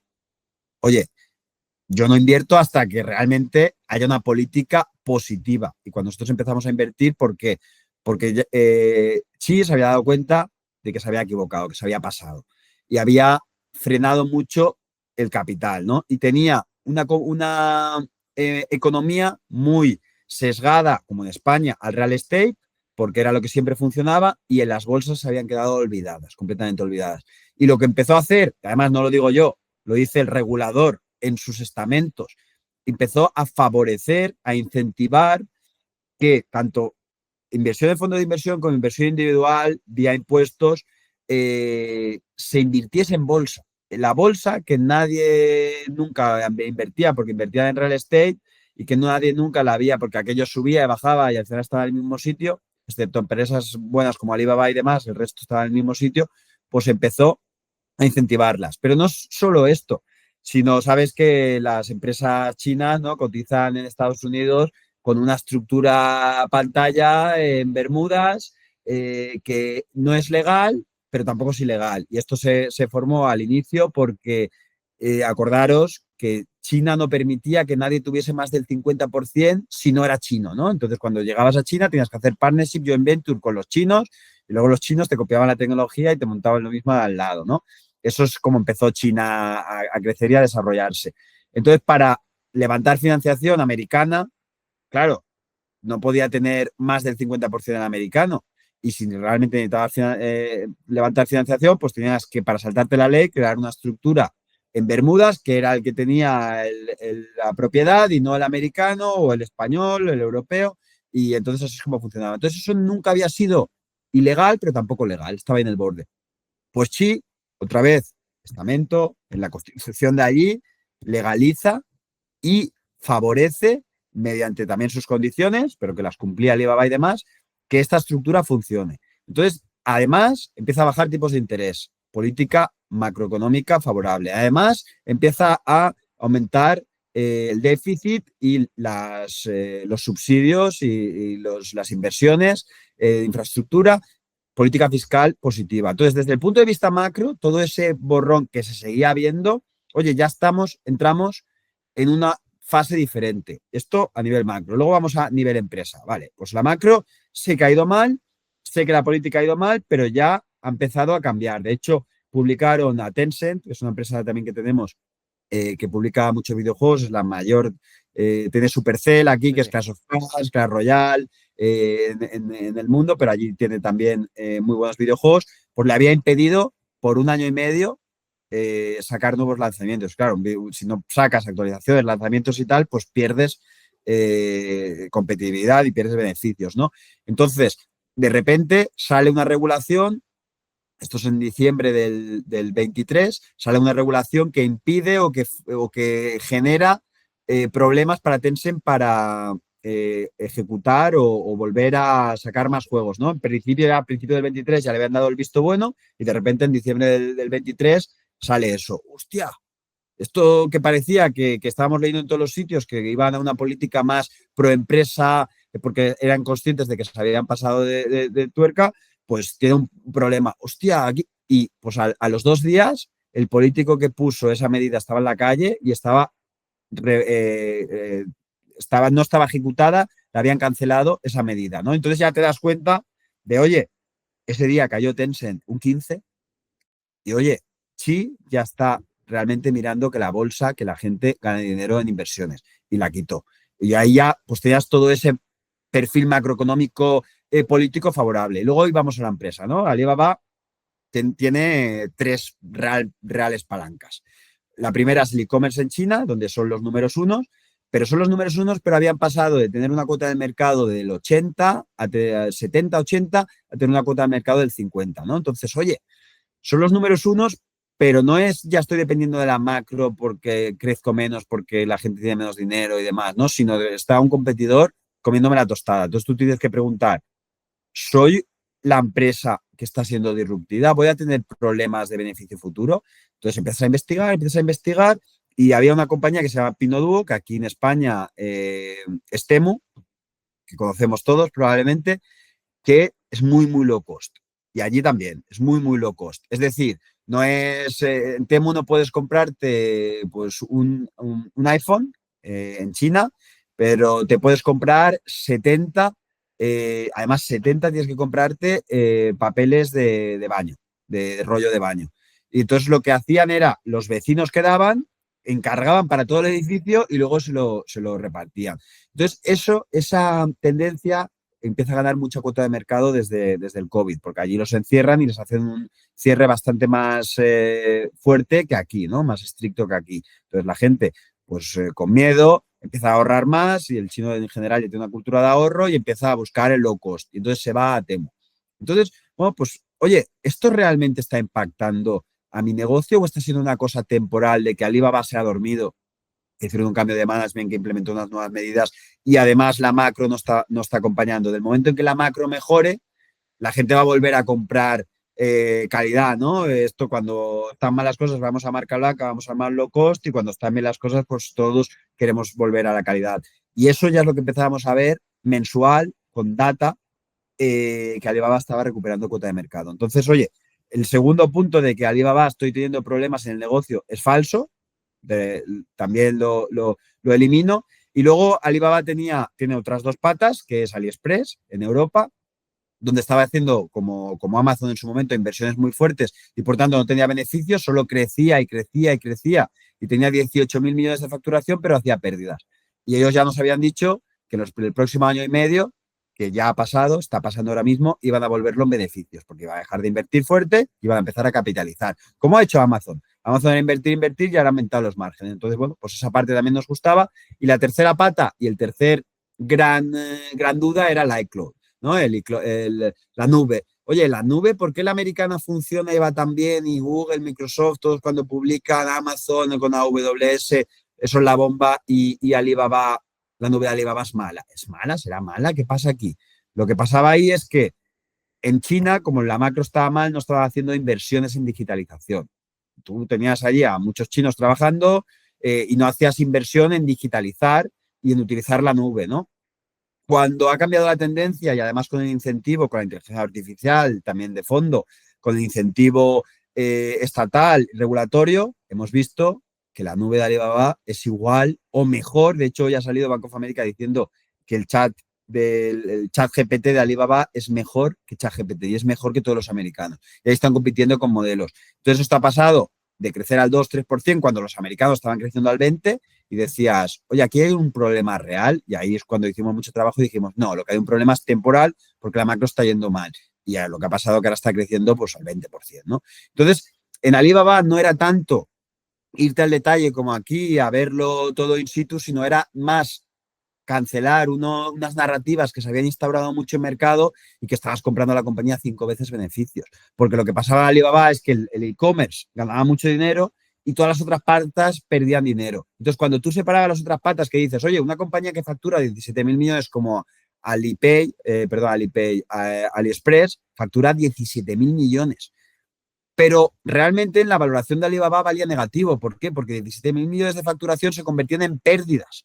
Entonces, cuando tú valoras por PER, tú valoras beneficios. Si esta pata me está dando pérdidas, estoy minorando el beneficio, lo cual estoy asumiendo, el mercado está asumiendo que esa empresa de 17.000 millones de facturación vale cero. Pero si es americana, no. Si es americana y vales 17.000 millones de facturación, aunque tengas pérdidas, probablemente valgas 10 veces ventas.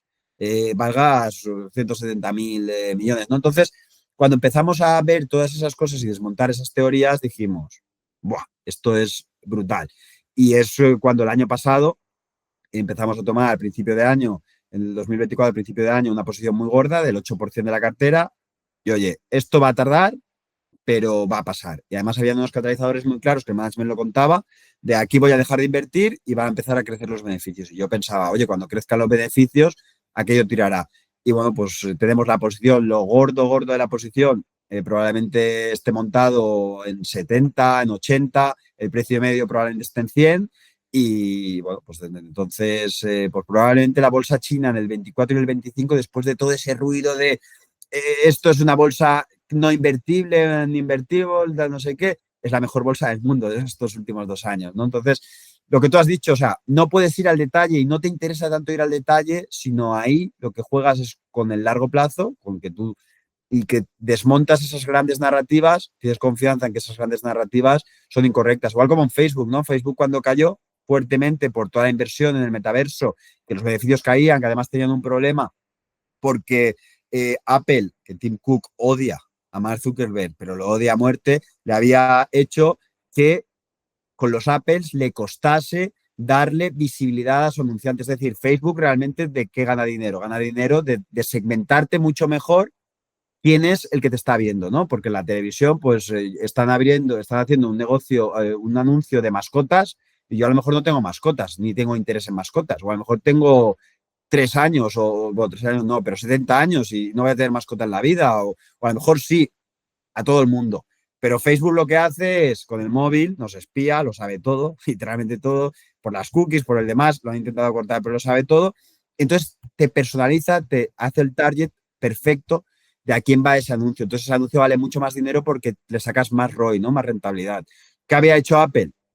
Apple había dicho, con la nueva actualización no vas a poder segmentar al cliente. Entonces, claro, los clientes te pagaban mucho menos. Entonces ahí se le juntó con que TikTok estaba creciendo fuerte, estaban fastidiándole, se le juntó con la inversión en el metaverso, el beneficio se le desplomó y Meta se mató. Y ahí es cuando entramos nosotros también a gran escala en esas grandes compañías y decir, oye, lo de TikTok es temporal o estructural. Pues Meta, si algo hace, es copiar. Estos tíos copian a lo bestia. Han copiado y han copiado y han desarrollado una cosa similar a TikTok y les ha funcionado. Pero también como si no copian, compra. Instagram, con los Reels, con tal. Entonces, bueno, pues eso lo veíamos temporal. Luego lo de Apple, nos contaban ingenieros que lo iban a poder de alguna manera parchear, no 100%, pero parchear y volver a un poco la segmentación que tenían anteriormente, ¿no? Y luego el metaverso era una cosa que creíamos que en el momento en el que el mercado le apretase, invertiría menos, porque el metaverso se están gastando 20.000 millones anuales, 20 billones anuales, que hay muchas compañías, en la cartera no sé cuántas compañías tengo por más de 20 billones, muy pocas. Entonces, esos están fundiendo 20.000 millones anuales y piensas que Facebook está a 20-25 veces beneficios, si yo dejo de gastarme 20.000 millones, significa que añado de valoración, es decir, 20.000 millones menos de pérdidas, por 25, añado de valoración prácticamente medio trillón, 500 millones de valoración solo a Facebook si no hace estas grandes inversiones, porque lo que se fija el mercado es el beneficio final, ¿no? Entonces, bueno, decíamos, oye, en algún momento el mercado lo obligará. En eso nos hemos equivocado, el mercado le dijo que sí, pero ellos siguen gastándose 20.000 millones. Pero bueno, en lo otro acertamos. ¿Qué es lo que pasa?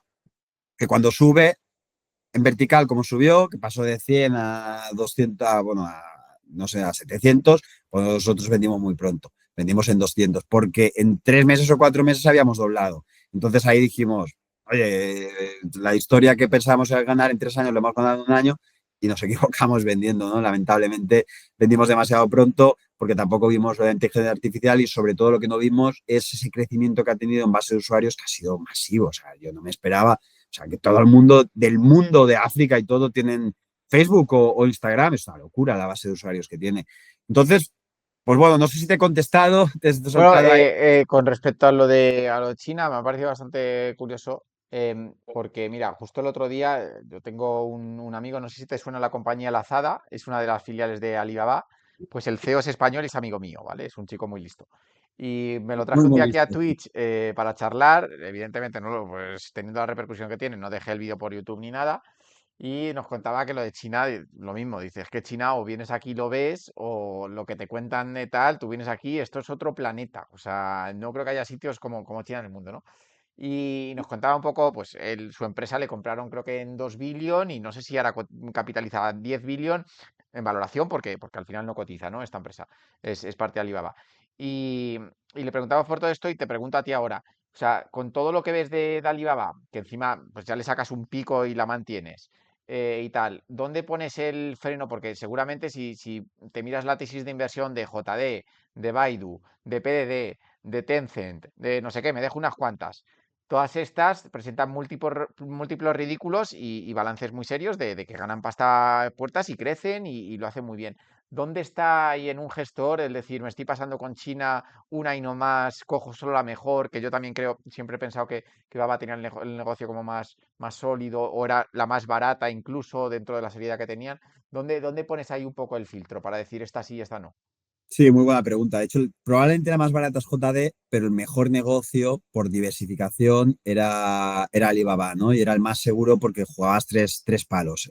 Aparte de Ant Group, que lo dejamos ahí, ¿no? Que también es un negociazo con el Alipay, que vas a China y o tienes Tencent y Alipay para pagar y comunicarte y tal. Es que solo con esas dos apps funcionan, ya no necesitan nada más, ni Google Maps ni tal. O sea, esas dos apps para hablar por el WhatsApp es Tencent, si no está de Alibaba, es una locura las super apps que han creado, ¿no? Que es juntar el Facebook, el Amazon, los juntas todos en uno y eso es Disney, lo que eso de las chinas. Pero sí, en un momento determinado dijimos, oye, del 20% del fondo no pasamos en China. Y si queremos entrar en una nueva idea, tenemos que sacar una, porque si te equivocas por cualquier cosa, lo que no puedes hacer es pues afectar completamente a todo el fondo, ¿no? Es decir, cuando va bien y si hubiésemos tenido un 100%, pues seríamos ahora millonarios, ¿no? Pero y si hubiese ido mal, siempre tienes que abrirte la puerta a que el futuro es incierto y es una suma de probabilidades, no es un juego de probabilidades. Entonces, nosotros creíamos que tenían muchas probabilidades de acertar, pero siempre hay una probabilidad de que China invade Taiwán, de que parecía ilógica en el corto plazo, pero que probablemente se materializará en el largo plazo, aunque no de la manera en la que se está convirtiendo la guerra con Rusia y Ucrania, sino por lo que hemos visto, más en la manera de que Taiwán se unirá amigablemente, simplemente por el hecho de que Taiwán depende mucho de China y ahora mismo está siendo asfixiada. Todo el mundo se está yendo de Taiwán porque lo único potente que tiene Taiwán de alguna manera, aparte de venderle las cosas a China, eran los chips y los chips los están llevando TSMC a Estados Unidos. Entonces, un joven está teniendo mucho paro, está teniendo muchos problemas en Taiwán porque China, eres una isla dependiente de China, China no me compra porque está forzándome políticamente y además los chips, que es lo potente, me lo estoy llevando fuera de Taiwán. Entonces en 5 años probablemente no tendré trabajo nadie, ¿no? Entonces al final lo que harán por un tema económico es ceder a China y hasta y tener un acuerdo como tiene Hong Kong o como tiene Macao. Pero donde iba, el tema es, oye, nos fijamos en el 20% y nos fijamos en no las más baratas, sino las tesis más seguras, porque todas estaban tan baratas que dices, oye, voy a elegir la más segura. Y la más segura era Tencent, que lo compramos a través de Prosus. Y no nos suelen gustar los holdings, pero si Prosus lo que estaba haciendo era vender acciones de Tencent y recomprarse a sí mismo con un descuento del 30%, lo que hacía era, tú al mismo tiempo era tener más Tencent. A pesar de que vendieses acciones de Tencent, tenías más Tencent porque te recomprabas con mucho descuento, ¿no? Entonces, compramos Prosus, compramos Alibaba, las más grandes, luego compramos Nagacorp, que es un casino en Camboya.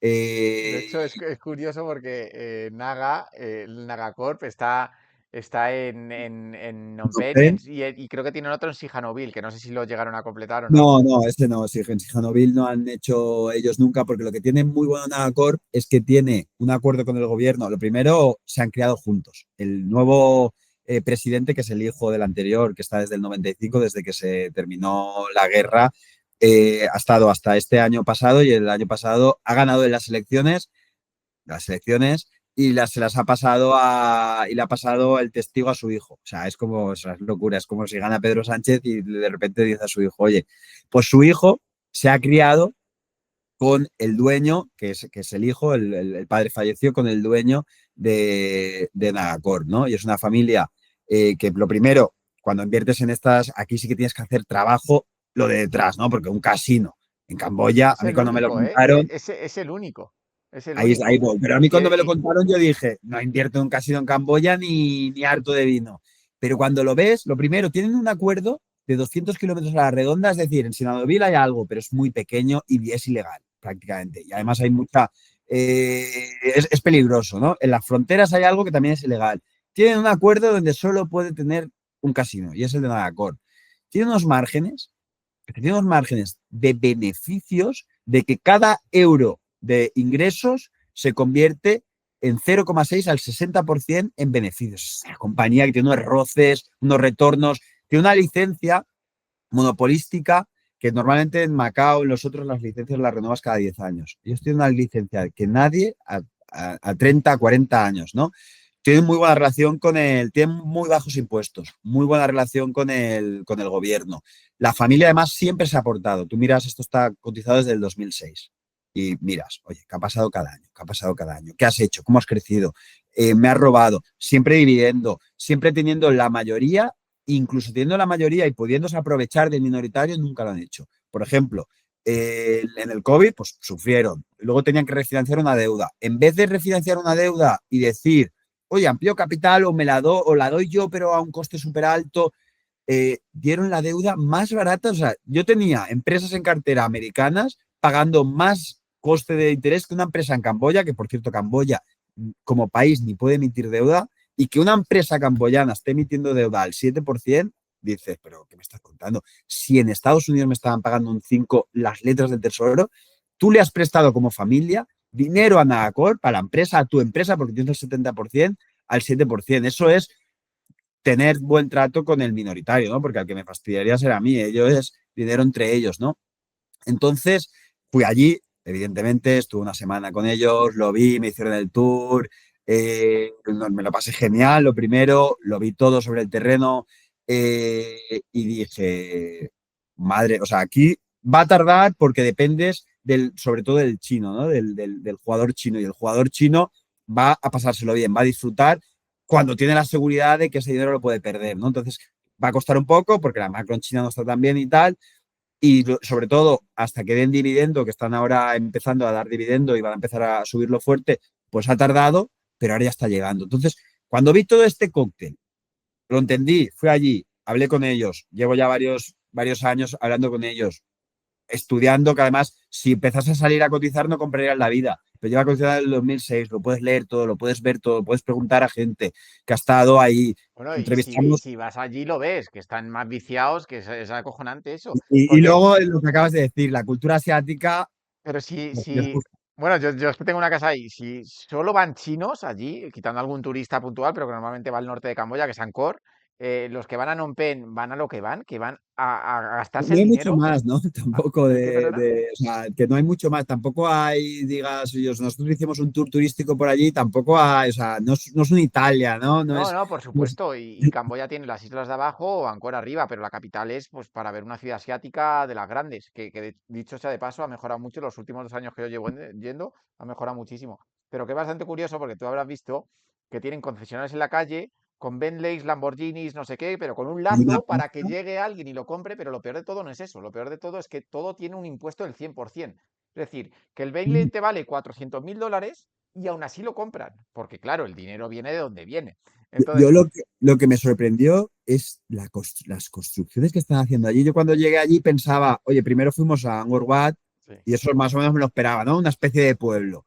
Y luego fui a Phnom Penh y vi las construcciones, la pasta que valían las cosas en el supermercado, en comer y tal, y dije, tú, pero que en el casino era más caro comer en el casino que comer aquí, en Madrid. Entonces dices, pero, o sea, yo me esperaba ahí un low cost y digo, hostia, aquí hay poder adquisitivo, ¿no? Y me sorprendió muchísimo las construcciones, lo que tú acabas de decir del Bentley y tal. Entonces digo, oye, aquí hay negocio, aquí se está haciendo un negocio. Y de hecho es de eso vive el casino, de todos esos supermercados. El dueño es el que está allí, está vigilando, demás, va al casino a pasárselo bien, porque tampoco hay muchísimas más actividades, ¿no?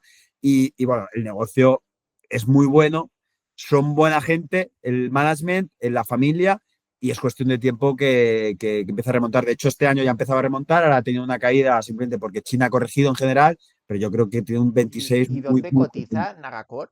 En Hong Kong, en Hong Pues, Kong. pues es bastante curioso porque em, yo Es lo Naga tengo World, claro, tú conocerás Naga World, que es el complejo que está, que hay dos correcto. casinos y ya están abriendo el tercero. De hecho, están Correcto, correcto. desarrollando el Sí, tercero. allí es como un sitio hiper top para gente de pasta, de que va al casino, pues a lo que sea, ¿sabes? O sea, además Sí, a eventos, negocios, bueno, a mí me permiten enseñaron ahí. fumar en muchos sitios y tal, no Permite, sé no, qué. permite, que eso es lo primero que me sorprendió, claro, que el tío que está en el casino que quieres estar bebiendo y fumando y apostando, eso no se puede en España y en Europa, pero allí estaba el chino, pam, pam, y luego nos enseñaron las salas privadas y tal de eventos y va a hacer mucho dinero porque es un negocio muy rentable.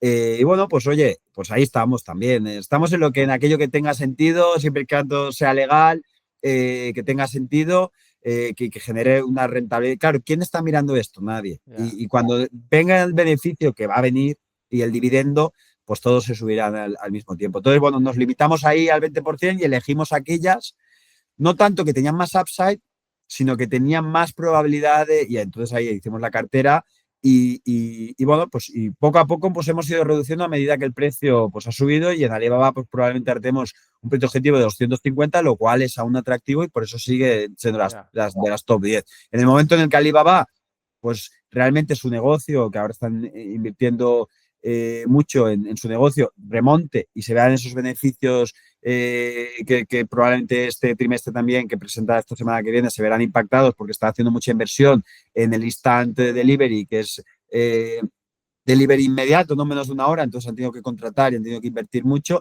pero eso ya han dicho que poco a poco se va a ir yendo de costes y van a empezar a entrando en beneficios, entonces yo creo que a partir del año que viene, mitad del año que viene, se va a empezar a ver el beneficio a crecer de manera significativa y sobre todo también con el cloud, con la buena tendencia del cloud, y ahí pues probablemente se irá para arriba y pues cuando se vaya para arriba es como en Facebook. Esto va a estar por encima de 300, va a volver a máximos históricos. Alibaba, segurísimo.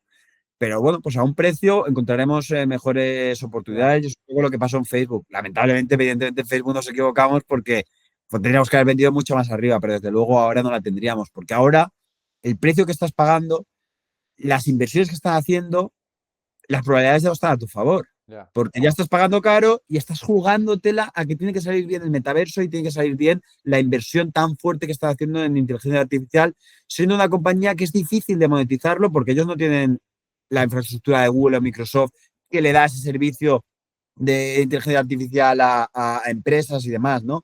Sino que a ellos lo van a monetizar vía advertising, ¿no? Vía marketing, haciéndolo más eficiente y tal. Y yo no sé si veo, pero bueno, oye, puedes tenerla, perfecto, pero yo no va de mi juego de tener razón y no tener razón, va de generar rentabilidad para los partícipes, ¿no? Y apostar por aquellas más seguras. Y más segura es precio barato y visibilidad.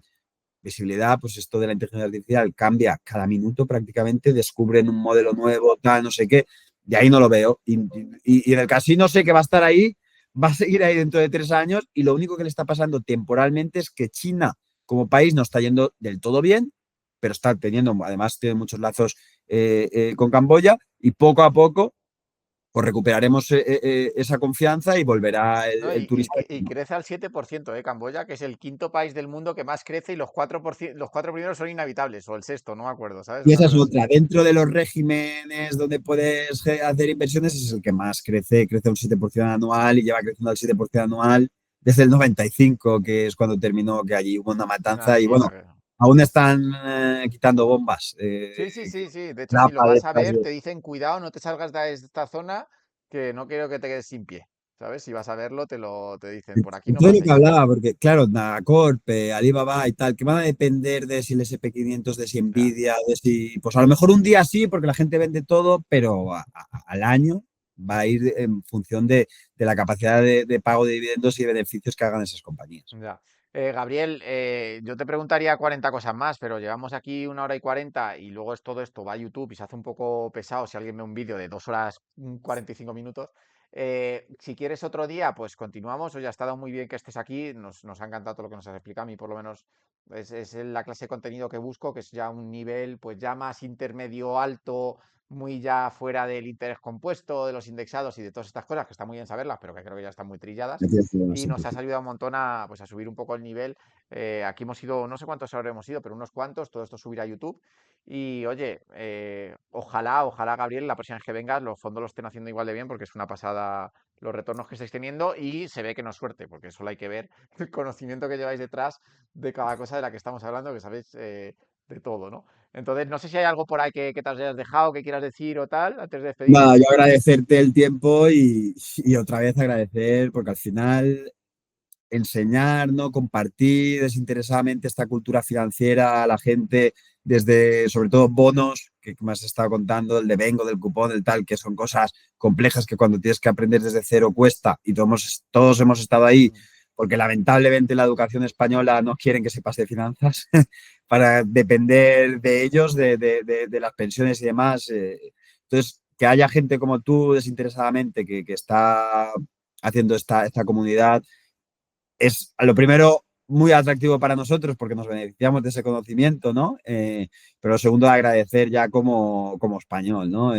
O como hablante de castellano, español, como quieras decirlo, también incluyendo a la parte de Latinoamérica, que seguro que también tiene seguidores allí. Así que, oye, darte la enhorabuena y agradecerte tu trabajo. Eso es lo último que quería decir. Muy bien, pues muchas gracias, Gabriel. Una última pregunta rapidísima. Un precio objetivo para Grifols, me pregunta. No sé si te atreves a decir algo. Sí, sí, yo creo que Grifols vale entre 18 y 20 euros. Y creo que ha tenido ahora una presentación de resultados buena. Lo que pasa es que lo que le está pasando a todas las compañías europeas que tienen toda la parte de beneficios en Estados Unidos es que el dólar se ha depreciado un Ya. 15%.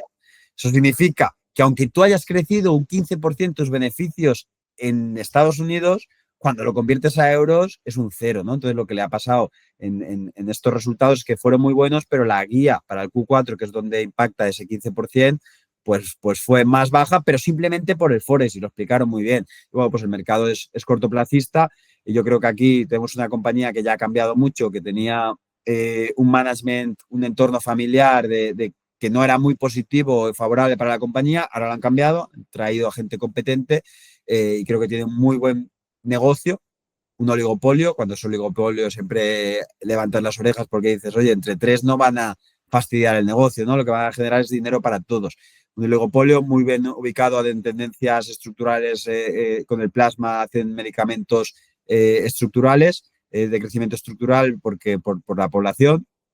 Y creo que el mercado estaba preocupado por todo este management, por toda esta deuda, y es algo que creo que en los próximos 12, 24 meses va a cambiar completamente, con probablemente también la compra que hagan en Estados Unidos para quitarse el problema del corporate governance, que tienen unas filiales que las tienen mezcladas con la familia y tal, y entonces crea algo de confusión y algo de ruido de corporate governance, pero ellos ya se han comprometido el año que viene a resolver esto. Y entonces, bueno, pues lo veo muy positivo porque es un muy buen negocio, muy barato ahora mismo, comparado con el histórico y comparado con los competidores, con tendencias estructurales positivas y que a corto plazo pues, puede tener más esa volatilidad por todo ese ruido de Gotham, de no sé qué, del informe bajista que ya ha quedado en el olvido, ya ha quedado atrás y ya se ha demostrado que no era así. Así que simplemente sentarnos y esperar. Y yo creo que los próximos 2 años van a ser muy positivos a la compañía en beneficios y probablemente también en el precio de la acción. Muy bien, Gabriel. Pues ya el próximo día, ya Cosmos, Golar o lo que sea, ¿vale? Ha sido un placer que estés aquí con nosotros y Muchas la verdad es que ha gracias. sido súper interesante todo, Gabriel. También te mando las gracias y el apoyo del chat, que bueno, han estado aquí aguantando 2 horas de chapa financiera, que no es fácil, ¿eh? Que no es fácil, que te tiene que gustar mucho esto para estar así. Desde luego. Muchas gracias, Gabriel. Te mando un abrazo Muchas fuerte y gracias. estamos en Hasta contacto. luego. Hasta luego. Chao, chao.